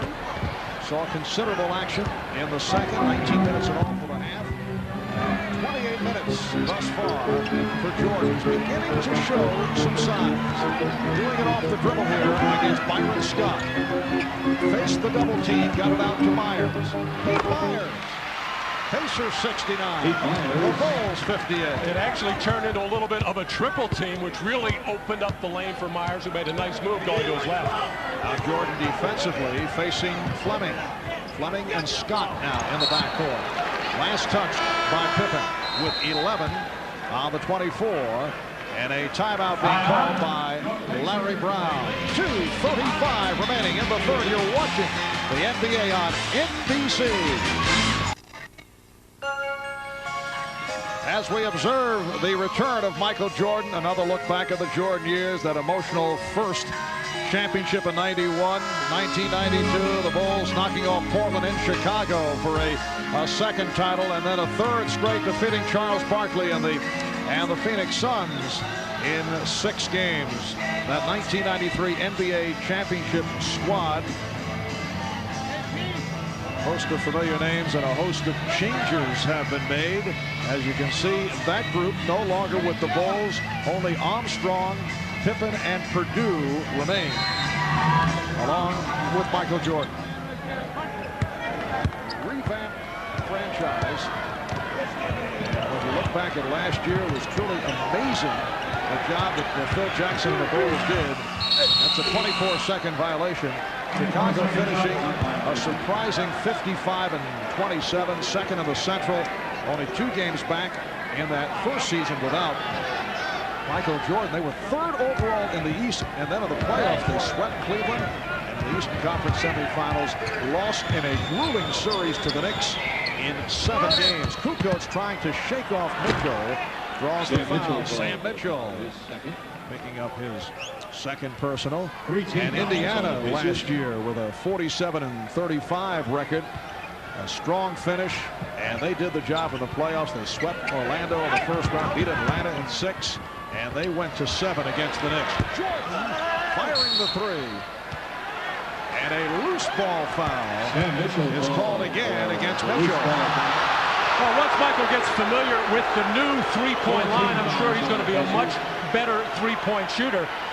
You remember a couple years in their career, he worked hard in the offseason, came back, improved his three-point shooting, but he is still suffering from the rust, and the shooting is suffering most right now. Jordan is now 4 for 15. Myers posting up on Fleming. Kukoc with the fake. Shot clock at 8. Jordan for Kukoc. Yes! Michael Jordan with the feed for Tony Kukoc to bring the Bulls within 9. 1:35 left in the third quarter. Kukoc on the steal, trying to save it. Lands in the Chicago front court, but handled by Fleming. Well, Michael was zigging when he probably should have been zagging, but that pass thrown behind him to spoil a chance for a Chicago fast break and a thunderous Jordan finish. Fleming has been getting the playing time, coming on as a third guard, very much into the rotation. Here's Jordan spinning his way, giving it up for Pippen, and he draws the foul. Well, the last 2 times Michael Jordan has had the ball in the offensive end, he has become a penetrator. He is, in fact, the point guard right now. Being guarded by Byron Scott, beats him on the penetration, finds Tony Kukoc coming in along the baseline. Excellent penetration, drawing the defense, and Michael knows that he is drawing it and can find open people as Scottie Pippen able to get to the free throw line. I'd like to welcome those of you who have been watching Charlotte and Utah. Charlotte with a 100-92 lead in the final minutes of the fourth quarter. Here at Market Square, it's the Pacers 71 and the Bulls 61 with less than a minute to go in the third. Marv Albert with Matt Kukoc, Ahmad Rashad, Bob Costas, Michael Jordan to this point. 4 of 15, 11 points, 3 assists. Chicago in a 2-for-1 situation with 40 seconds to go in this third quarter. Look for a quick shot coming. Kukoc spinning his way. And back comes McKee. Now to 25 seconds to go in the third. Well, they got the quick shot, but not a good one. Off the trap foul call. Pippen and Myers lining on Scott, and Pippen is called for the foul, his second. Bulls are over the limit, so Byron Scott to the line. Byron Scott, after 10 years with the LA Lakers, signed as a free agent with Indiana last December. Member of 3 Laker championship teams. Hayward Workman about to check into the ballgame. He has a Band-Aid over his right eye now. He had one on the left side of his face before. When he first came out on the floor, he had it on the back of his head. I don't know if this is some superstition or whatever. Just a cut that is moving around. And Hayward is back. Hayward Workman, a major surprise last year after spending time with Atlanta and Washington. He was able to do the job without having true point guard skills. Very tough player. And a good player defensively. And that's what Larry Brown appreciated last year. But Mark Jackson is back as the starting point guard. They double up on Jordan. Time running out here in the third. Jordan played by Fleming. Down to 5 seconds. Now they double up. Here's Jordan slicing his way, setting up Weddington. 1 and 8 seconds to go in the third as Workman pops it. And that's the end of the third quarter with the Pacers 73 and the Bulls 63. Byron Scott not wanting to let Vern Fleming face Jordan one-on-one, comes out but overruns the play, leaving another wide open lane for Michael to get in there, draw the defense, and get the easy one for Bill Wennington. So Michael Jordan setting up Bill Wennington to conclude matters here in the third. Coming up in a moment, we'll pause for these messages from your local station.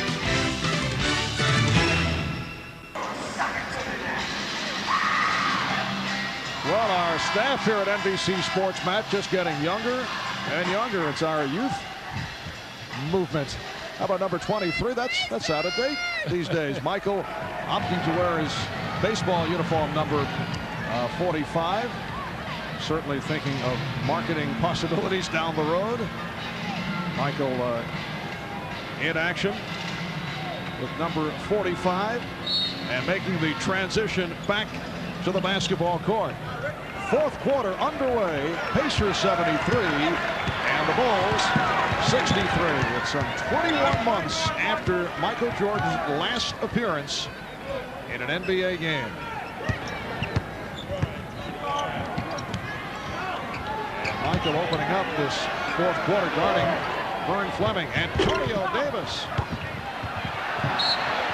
And last touch by the Bulls. But meanwhile, despite the fact that this has not been an effective game for the Bulls, they are hanging around, down by only 10 as this fourth quarter gets started. Mainly because their defense was much more aggressive in the third quarter. They shot the ball better, but the reason why they're still down 10 is the 6 turnovers that they had in that third quarter. And whistle away from the ball. It's against Indiana. Byron Scott called for the offensive foul. At one point, Indiana led by as many as 18. Pacers with a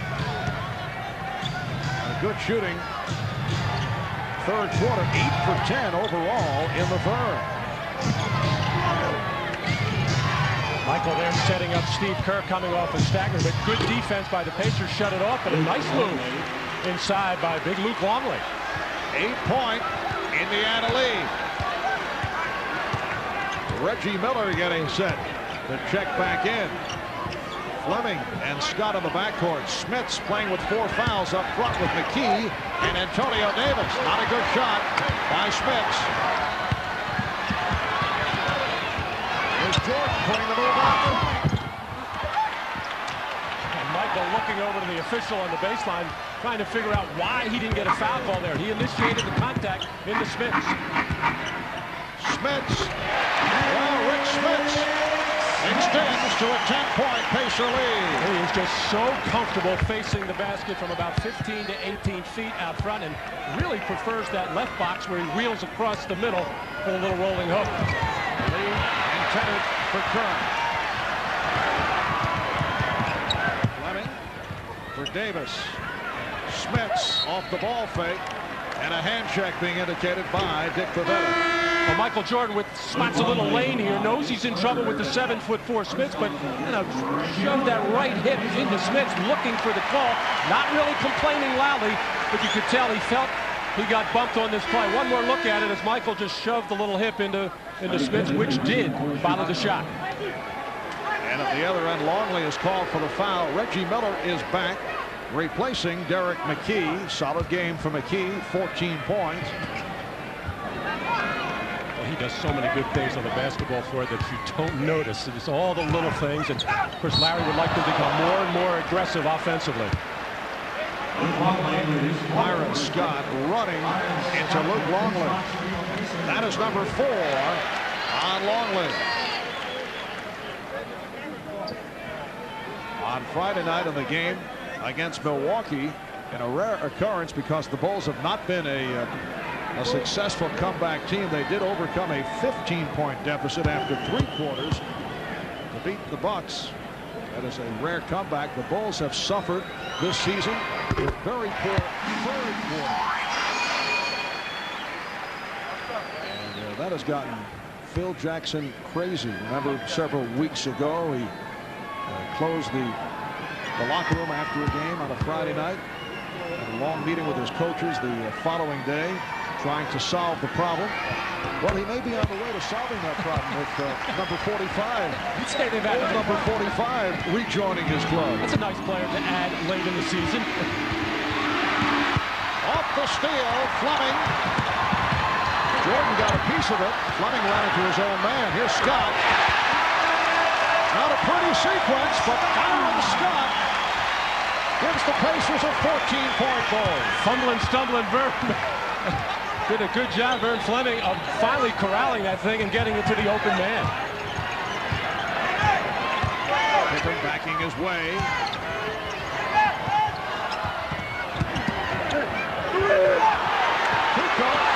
Longley with the shot clock running down. Rebounded by Jordan, who tosses it up, and he's fouled. Michael Jordan will go to the line. Well, Vern Fleming never really getting a handle on this thing, trying to run the fast break on the crossover there, bothered by Kerr. He lost it, and got bumped by his own man, Smits. But Byron Scott in the right place at the right time to finish it off with a jumper. Antonio Davis called for the foul. Timeout is taken with 9:14 left in the fourth. Miller Genuine Draft presents Genuine Moments. Today's Miller Genuine Draft Genuine Moment goes back to April 12, 1987. The Bulls versus the Pacers, and a fellow by the name of Michael Jordan had an enormous game. 53 points for Michael, the most points ever scored by a Chicago Bull against the Indiana Pacers, and just 2 off the single-game scoring mark against Indiana, which is 55 points scored by the Spurs' George Gervin in 1980. That is the stat line today for Michael Jordan. Only 4 of 16 from the field. He is headed to the free throw line. In recognition of that moment, Miller Genuine Draft will donate $1,000 to the Thurgood Marshall Scholarship Fund. Jordan 3 of 4 from the free throw line. Of course, Michael has had unparalleled history measured with the record-tying 7 straight scoring titles. David Robinson winning it last year. 3 most valuable player awards, 7 first-team All-NBA mentions, 6 All-Defensive Team awards. Well, the Bulls hanging around in this one have been down 10-12. They know they have to get it around 10 or 8 under 6 minutes. Again, trying to make something happen with that defense after the free throw, but not having a player like Horace Grant who really sets the tone with that pressure in the backcourt, really hurting the Bulls. Byron Scott. 3 of 5, 12 points for Scott. Indiana leading 81-67. Jordan working off the pick. Rebound, Jordan. Try to alter the shot with Smits right there. Here's a 3-on-1. Miller pulls up for 3. Reggie going for the kill there right now, leading by 14, trying to put this thing away, or at least at this particular juncture with that pull-up jumper on the fast break from beyond the arc. Kukoc passed the open shot, and then a bad pass. Miller on the run. Delivers to Fleming. And you can get it in twos as well. Normally Reggie Miller on the catching end of those kind of plays shows that he is unselfish, wants to get his teammates involved most of the time. Indiana by 16 points. Kerr for 3. Kerr with the straightaway 3-pointer. That is his first of the day, and the Pacers lead 83-70. And Michael Jordan walking back on defense, looking over to Phil Jackson, pointing to himself, needing a breather at this particular junction. He has played 33 minutes. 7.5 to go in the fourth. Here's Scott. Offensive foul.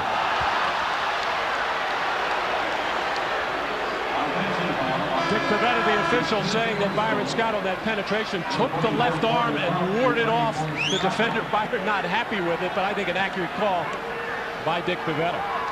Number 5 on Scott, and that'll bring Derek McKee back into the ballgame as Michael Jordan will get a rest. That's Byron Scott coming across the lane, and keep an eye on that left arm as he used that very, very quickly, I might add, to ward off the defender. The applause for Vern Fleming as he sits down. A steady performance by Vern, who just recently played in his 800th NBA career game. Pippen for 3. Yes. Scottie Pippen. 22 points. And the Pacers lead 83-73. Scottie knows right now with Jordan on the bench, he only has one other offensive player out on the court for him, at least as far as shooting is concerned. Steve Kerr. And Reggie Miller with his 4th from downtown. He's 4 of 10 from beyond the 3-point line. Miller has 24. Longley with the ball fake. Goes at Smits again. Nice move by Luke Longley. Indiana 86 and Chicago 75. Beautiful move by Luke, who feels when he gets the ball in that post offense, it's for him to score. It isn't always, but when he can make that kind of move, it's very effective. Miller. He thought he was fouled by Myers. Continues the discussion as he moves to the defensive end. Corey Blunt, Scottie Pippen, met by the double team. Good defense by the Pacers. Myers rejected by Dale Davis. Longley with the save, but it's a 24-second violation.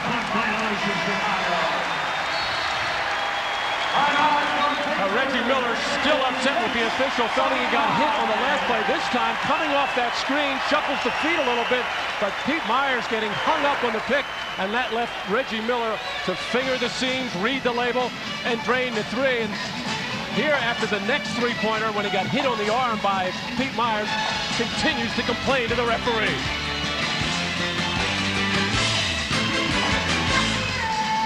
Welcome back to Market Square Arena, where the Indiana Pacers lead the Chicago Bulls 86-75 with 6 minutes and 2 seconds remaining in the fourth quarter. We'd like to welcome those of you who have been watching Utah and Charlotte, and the Hornets over the Jazz 108-104, and the Charlotte Hornets now show a record of 40 up and 25 down, so they are in a virtual tie for the Central Division lead with the 39-24 Indiana Pacers. The Hornets stopping a 3-game losing streak. Utah losing on the road, which is unusual. They are now 23-11 on the road. They still lead the Midwest, now by 2 games in front of San Antonio. Shot clock is down to 2 as McKee comes up short. It is a 24-second violation. The stat line on Michael Jordan, who has just checked back in. He has played 33 minutes. He missed his first 6 shots and then was able to connect 4 of 18 overall for 13 points, 5 of 6 from the line, 4 assists, 3 rebounds.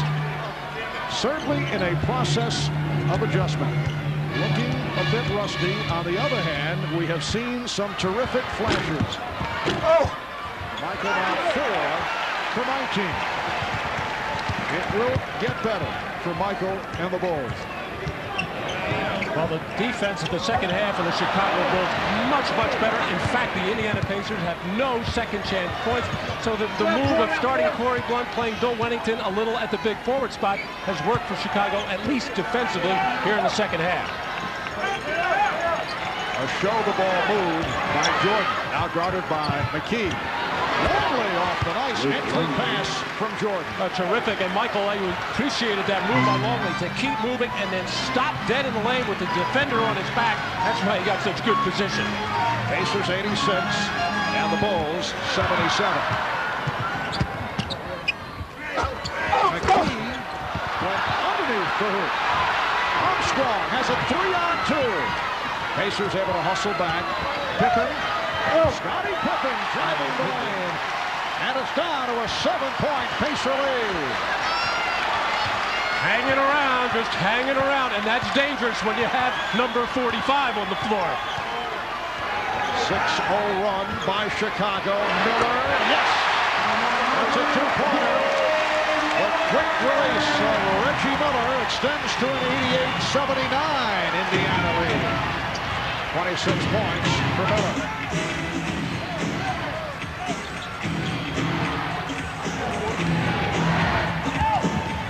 Jordan going glass. Indiana 88, Chicago 81. 15 from Michael Jordan. The Pacers right now really don't have an inside-outside game. You could throw it into McKee and possibly get a double team, but that's why it's been hard for Reggie Miller to get a lot of shots up this year. Miller gets up another one. Pippen with the rebound. 7-point deficit. Chicago in possession. Jordan gets it to Pippen. Here's Corey Blunt, and he drew the foul.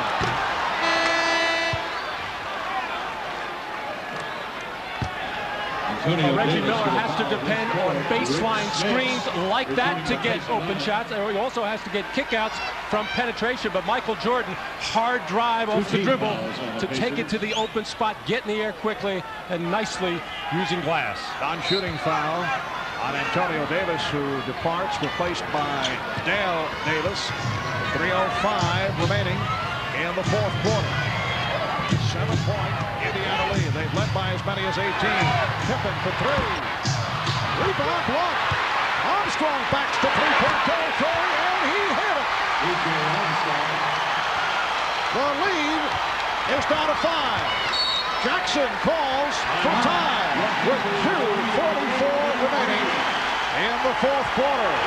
Well, here the Bulls taking advantage of a second shot opportunity as Corey Blunt working hard, and a lot of times the defense will sag in there after the open shot, and that will enable the 3-point shooters to spot up behind the line.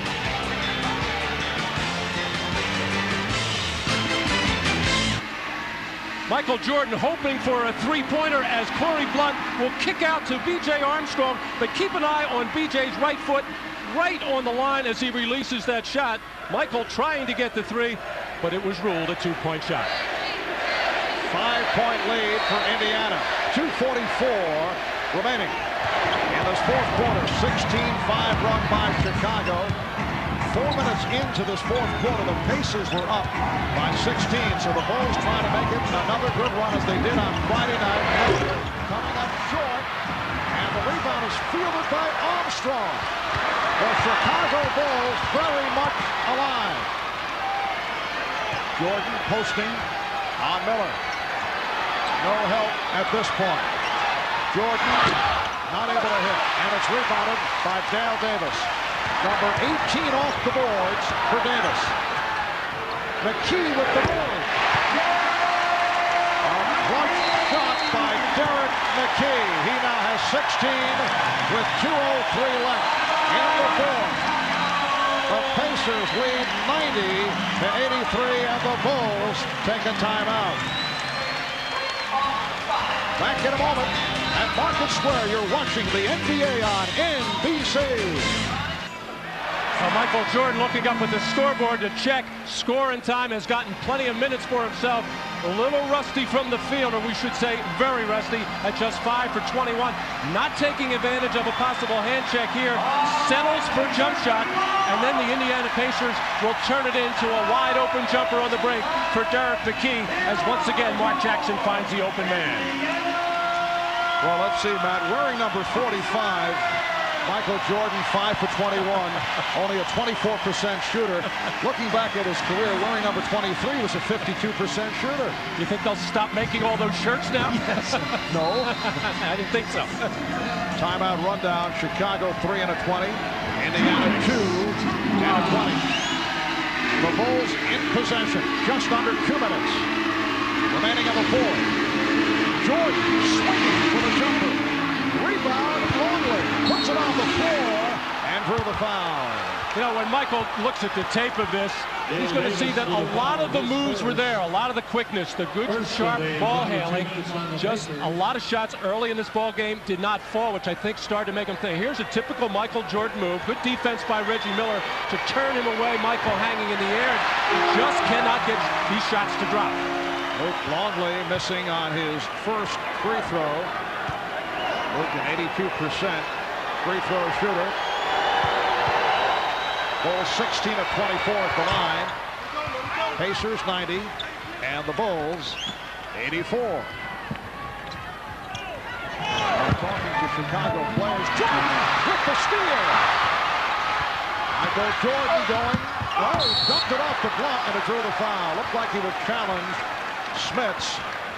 As you say, the moves are there. He's getting the open looks, but in talking to the coaches and various Chicago players, they say that the jump shot was not there in practice, at least Michael Jordan-type jump shots. Well, that steal came off the Bulls' trap there, and it looked like the Pacers had it beaten easily, and then just put, and it really was not that bad a pass. Yes, it was a cross-court pass, but Michael's so quick into the passing lane.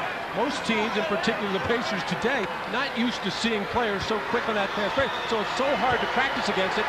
Not that the Pacers have any chance to prepare. Blunt, a 52% free throw shooter, hitting 1 of 2. It's a 5-point lead. Pressure by Chicago. A minute 35 remaining in the fourth. Indiana's led by as many as 18. Armstrong with a steal. Feeding Pippen. Scottie Pippen cuts it to a 3-point lead. And you can hear the Chicago contingent applauding the efforts of the Bulls. It's down at 3 with a minute and 15 remaining in the fourth. Smits. And it's tipped home. Reggie Miller with 28, and he gives Indiana a 5-point lead. Well, the Bulls have been so successful with the pressure defense, and then down by 3, they gambled one too many times, but that's the first 2 points for Indiana in the second half off the glass. Under a minute remaining, fourth quarter. Pippen. Yes, that's a 2-pointer for Scottie Pippen. Pacers 92, the Bulls 89. We are down to 45 seconds in the fourth quarter. Jordan looking for the steal on Smits. the shot clock. Jackson, played by Armstrong. Shot clock at 5. McKee forced it. Handled by Bluff. And the ball in the hands of Jordan. 25 seconds remaining. The pick set by Longley. There's Pippen for 3 to tie it. Yes! The Bulls have come from 18 down, and the game is tied at 92. 19 seconds left in the fourth quarter. Larry Brown waving off the timeout. They're just going to play it out. Down to 10. Jackson, guarded by Armstrong. Down to 5. Sets up Miller. And a foul on Jordan. Michael did not want to make the contact. Both Jordan and Miller are shaken up. The Bulls had that foul to give, so Miller will not go to the line. 3 seconds remaining in this fourth quarter. And both Michael Jordan and Reggie Miller are obviously hurting. Well, Reggie Miller popped off that screen wide open, and Michael Jordan running at him, and then Reggie in trying to elude Jordan, taking it to the baseline, and they got tangled up. And right away, Michael put up his arm. I don't know, not so much say that he committed the foul. Let's watch again. As Michael trying to keep contact, and Reggie eludes that contact, and you see running at him, and now watch the leg. Reggie's right, and Michael Jordan's right, and both of them in a lot of discomfort right now.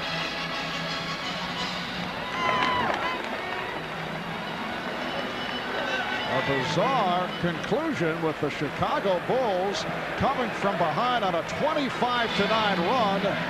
And the two marquee players, Michael Jordan and Reggie Miller, end up on the floor. We'll be right back. Ahmad Rashad back at Market Square Arena, and on that last collision between Reggie Miller and Michael Jordan, where their legs sort of collided, Michael Jordan came out of this with a cramp. That was his problem, and Reggie Miller almost a bruise. Their legs hit together, and Reggie Miller, both of them appear to be all right. Reggie's still hobbling just a little bit. So it remains to be seen if Reggie Miller will still be in the game. Michael Jordan, as I said before, just suffering a cramp. Mark? All right, Ahmad, we're down to 3 seconds remaining in regulation. The Chicago Bulls, with a surge in this fourth quarter, have tied the game at 92. That's the timeout rundown. Bulls 3 full timeouts plus a 20. The Pacers 1 plus a 20. And the Bulls have a delay of game to try to find out what the play was. They found out a little bit about where Mark Jackson was going. Of course, the #1 option here would be Byron Scott, their best perimeter shooter. And now a 20-second timeout is taken by Larry Brown. So he'll want to make an adjustment. Indiana down to 1 full timeout. Reggie Miller remaining on the Indiana bench. Michael Jordan staying on the Chicago bench. A 25-9 run over the last 7.5 minutes by the Bulls. For the second straight game, they come from way back. Great sign for Phil Jackson and the Bulls, and you can see things building as Michael Jordan is finding a rhythm, as we have been discussing, not able to hit his shots, but certainly getting the good looks and certainly instrumental in the Chicago comeback. And the Bulls did it with their defense and keeping Indiana off the glass and making some timely jumpers, in particular B.J. Armstrong and Scottie Pippen with the major 3 there. Now, a guy to keep your eye on here is Rik Smits after a pick is set, because he presents a big target, can catch, and then make another move to score. McKee throwing in for Jackson. Back to McKee for the shot. And we go to overtime. The Chicago Bulls and the Indiana Pacers head to an overtime session at Market Square. The Bulls 92 and the Pacers 92. Back in a moment. His return turns out to be a good ball game, tied at 92 as we head to overtime. And the word on Reggie Miller, Ahmad Rashad, passing on to us that he is through for the game, suffering a right contusion. And the Pacers became very perimeter-oriented in the last 5-6 minutes of the fourth quarter, and now they lose their best perimeter shooter. Rik Smits has to become the first option for the Pacers right now. And apparently Michael Jordan is all right. He is back on the floor. In the fourth quarter, though, it was Scottie Pippen with 12 of his 31, including a couple of big threes down the stretch to send this game into overtime. Indiana controlling the opening tip. Michael Jordan has played 39 minutes, 5 of 22 from the field. And a foul is called. Rik Smits on the double team, hit by Luke Longley. Well, they do go right into Rik Smits, and Longley does the smart thing, takes away the middle from Smits, but commits the quick foul. Aaron Scott facing a double team. They go right back to Smits, working against Longley. Shot clock at 10. Smits. Rebound to a soaring Jordan. Jordan now guarded by Scott.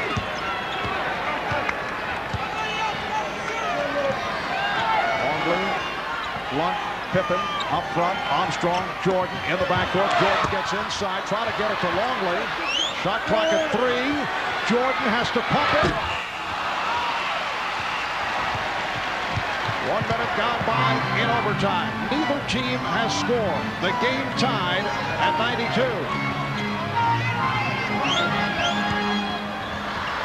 Dale Davis for Mark Jackson. Shot clock at 6. Jackson on the foul. A whole bunch of people hit that. Mark Jackson will get credit for it. I think Corey Blunt got a piece of it as well for one of the rare second shot opportunities for the Pacers in this second half in overtime. Blunt keeping it alive, getting a new 24. For the Bulls, this is their 6th overtime game. Nice backdoor pass for Blunt, rejected by Dale Davis. That's his 4th block. Oh, what a tough inside defender. Beautiful bounce pass from Luke Longley, and Corey Blunt not able to take it to the rim strong enough, and that enabled Dale Davis to get back in there and swat it out. However, the Bulls do recapture the ball. Michael Jordan. Yes. And the game is tied at 94. 17 for Jordan. Chicago 1-4 in overtime games this season. Pacers have won 2. They've lost 1. Scott with the answer. Comes right back at Jordan. And the Pacers lead 96-94. Just under 3 minutes to go in overtime. Well, the Bulls have a lot of success coming down the stretch, which is spreading the floor and creating that kind of penetration. Jordan. Dale Davis ripping it down. Rebound number 19 for Davis. Scott trying to get it to Smits. Oh, Michael Jordan popping out wide open for the jump shot, and now starting to feel it with the familiar tongue starting to get out there. And the matchup, Jordan against Scott. Waves Longley over, goes to the crossover, changes his mind, did not force it. Pippen, air ball, knocked out of bounds. Last touch by Smits.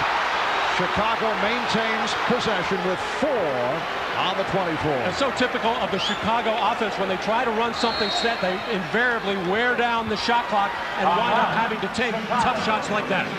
Timeout is being called. 2:14 left in overtime. The Pacers lead by 2. Well, Reggie Miller has made his way back to the Indiana bench. For more of that, let's go to Ahmad Rashad. All right, Marv. You were saying just earlier something about Willis Reed. Well, like Willis Reed in that game where he came out, Reggie Miller has just come out, talked to the trainer, and says that he wants to go back into the game. They're discussing it right now. As you can see, he has taken the ice off of his leg and has told the trainer he's prepared to go back and play. Mark? Ahmad reporting on our conversations during commercial breaks now, I see. Now, Marv, that's one of those kinds of injuries where it's going to be very, very sore later tonight and tomorrow, but putting ice on it quickly and the rest of your body still relatively warm, that it's possible that he could go in there for a last-second type shot at the end of the overtime period. 4 on the shot clock as we resume. And we get the whistle. Early delay of game warning. Charge on Indiana. Derek McKee not giving the proper room to Scottie Pippen on the inbound. And now they're going to put 10 seconds on the shot clock instead of the 4. It's a big break for the Chicago Bulls in this situation.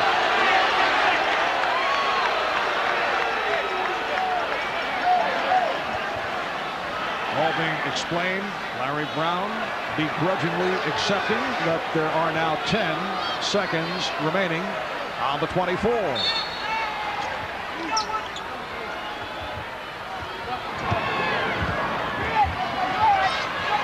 Shot clock down to 6. Jordan lost the grip. Pippen on the recovery. And the ball goes to Indiana. Oh, Michael's just disgusted with himself right now in that situation, trying to get into the lane and just mishandling the ball. And that's going to happen for a while. All these little things that rarely happen to Michael Jordan are happening for him today. Indiana with the ball. They lead by 2. Jackson behind the back for Smits. Smits, he had it deflected. Kept alive by Dale Davis. He's rejected. And a foul against Chicago. Foul committed by Corey Blunt. Well, all the attention was surrounding Rik Smits as he was trying to make a move into the lane.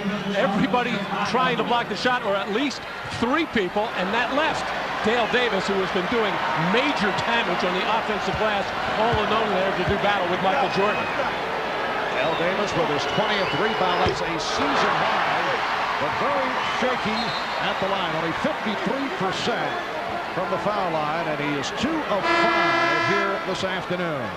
Now Steve Kerr checking back in, replacing Corey Blunt. Phil Jackson looking for the offense. So Blunt sits down, and Chicago with a combination now of Kerr, Armstrong, Jordan, Pippen, and Longley. And with both B.J. Armstrong and Steve Kerr out on the floor, spreading it, getting it out on the wings, beyond that 3-point line, gives more room for Scottie Pippen and Michael Jordan to operate by getting into the lane and creating something. Brown countering by bringing on Hayward Workman, and Rik Smits sits down. Davis connecting on 1 of 2. Indiana leads 97-94. A minute 45 remaining in overtime.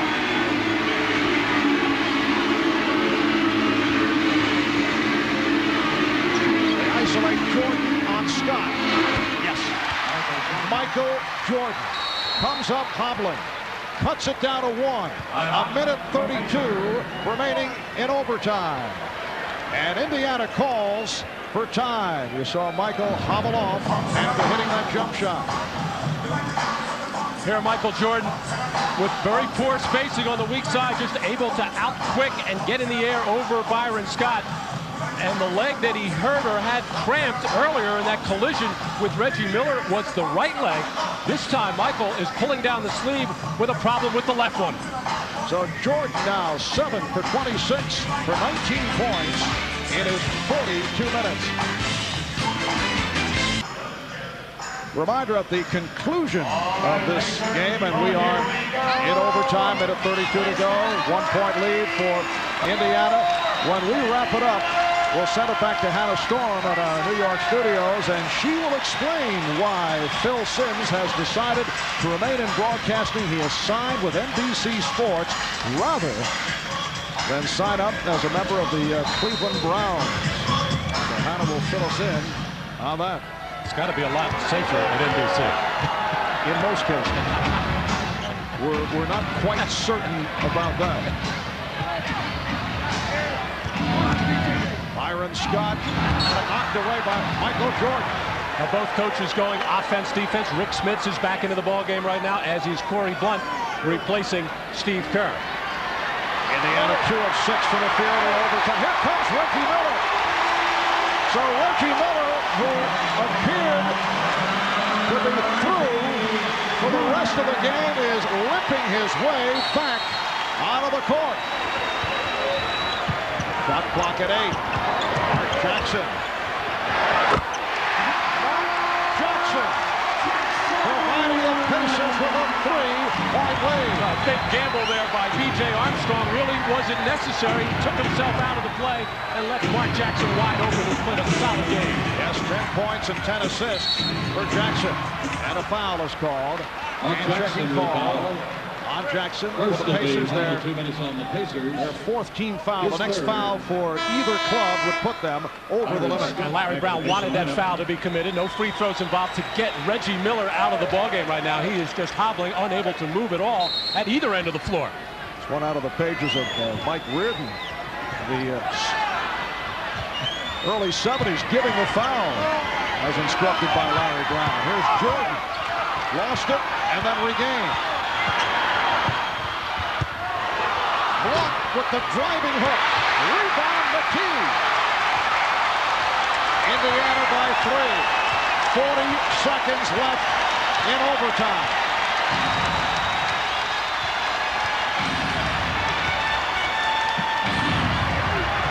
Scott made contact with Larry. Yes, and it counts.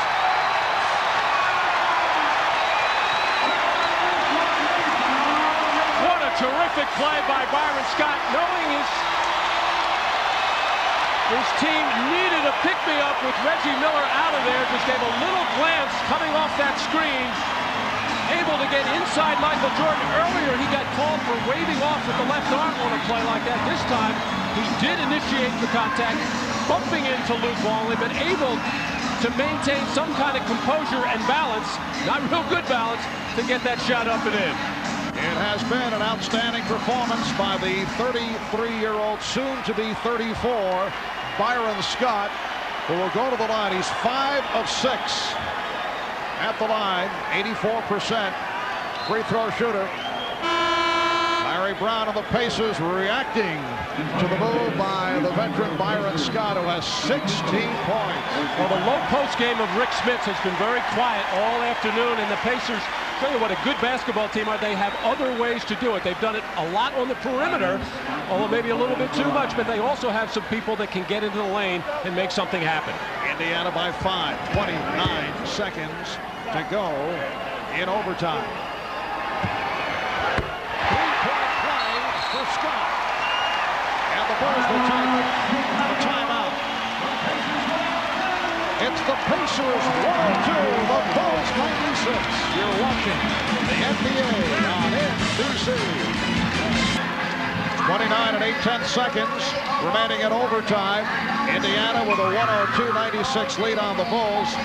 Reggie Miller, who was thought to be through for the game after the collision with Michael Jordan at the end of regulation, did hobble his way back for one sequence. Michael Jordan has been limping, although he has hung in. I don't think Michael had an overtime in mind when he was thinking of making his return. He has now played 44 minutes. He has sat only 9 minutes. 19 points, 6 rebounds, 6 assists, 3 steals. Only 7 of 26 from the field. Well, Michael had the cramp earlier, then a little bit of a leg injury here. He has been the most resilient athlete, however, that I have ever seen. He'll be sore tomorrow, but he can bounce back. We apologize for the brief technical difficulty experienced. But all is back in working order, and Jordan goes off the mark. Pippen tried to keep it alive, and he did. Although Larry Brown is upset with the call. Last touch by the Pacers. It will be Chicago ball with 20 and 2/10 seconds to go. Well, it wasn't that Larry didn't have a good look at it. It was right in front of his nose as McKee and Pippen went for it, and it did appear that Scotty was the man that knocked it out. Shots for Jordan. That is number 28. Good coach. Rejected by Davis. Block number 5 for Dale Davis. Final seconds, and the foul is given with 7 7/10 to go. And the Pacers hearing it from this capacity crowd. A lot of heroes today for the Indiana Pacers. There's one of them, but none more than Dale Davis, who did it on the boards and did it with block shots. And as I said earlier in the game, Mark, he is not even 100% and probably doesn't figure to be the rest of the year because of those shoulder problems that could go out at any time. But if he can play like that the rest of this regular season and into the playoffs, the Pacers will be in excellent shape. Vern Fleming, a 70% free throw shooter on the line. Dale Davis, 20 rebounds, 5 block shots. 103-96 Indiana, and Phil Jackson is called for time. 7 7/10 to go in OT. Indiana Pacers looking to make it 2 of 3 on the season against the Chicago Bulls. A lot of emotion on the court here for both clubs. The Bulls came out in shaky fashion, trying to adjust, although they looked very tentative in the early going, trying to adjust to the return of Michael Jordan. Indiana Pacers looking to play off, use it as for motivational purposes, and they certainly did, led by as many as 18. Chicago with a great burst in the fourth quarter, coming back, sent the game into overtime off the scoring of Scottie Pippen in the fourth quarter. Pippen coming up short. Time running down. 3 seconds to go. It will be Indiana ball. Pippen with 31 to lead Chicago. Miller with 28 in a gallant effort for the Pacers, who have won it in overtime. 103-96.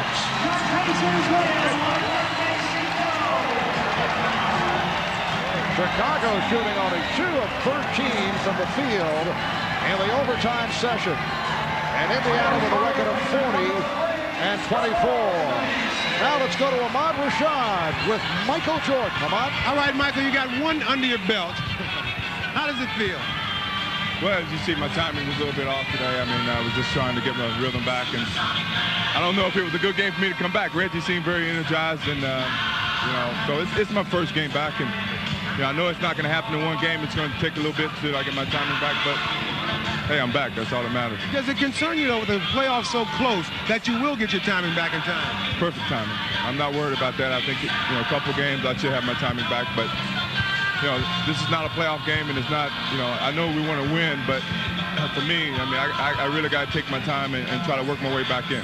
Let's clear up a few things that have come up. They're talking about you. When you coming back, you had some assurances that Scottie Pippen was going to be here and B.J. Armstrong. Is that any truth to that? I'm only back for the love of the game. I'm not back here for extra money. I'm not back here, you know, I was hoping and I'm still hoping that Scottie Pippen and B.J. and Phil, all those guys would be back. And, you know, so it's not my place to make those decisions. But, you know, quite simply, I hope everything works out, you know, for all 3 of those guys. But, you know, I'm back for the love of the game. And what about the fact that you had something that you didn't have to go to practice, or some kind of clause that you wouldn't practice? No, I love practice. I need to practice. I cannot skip practice. I need it. You know, today really showed me I need to get back into practice. Last question, Michael. You left at your peak.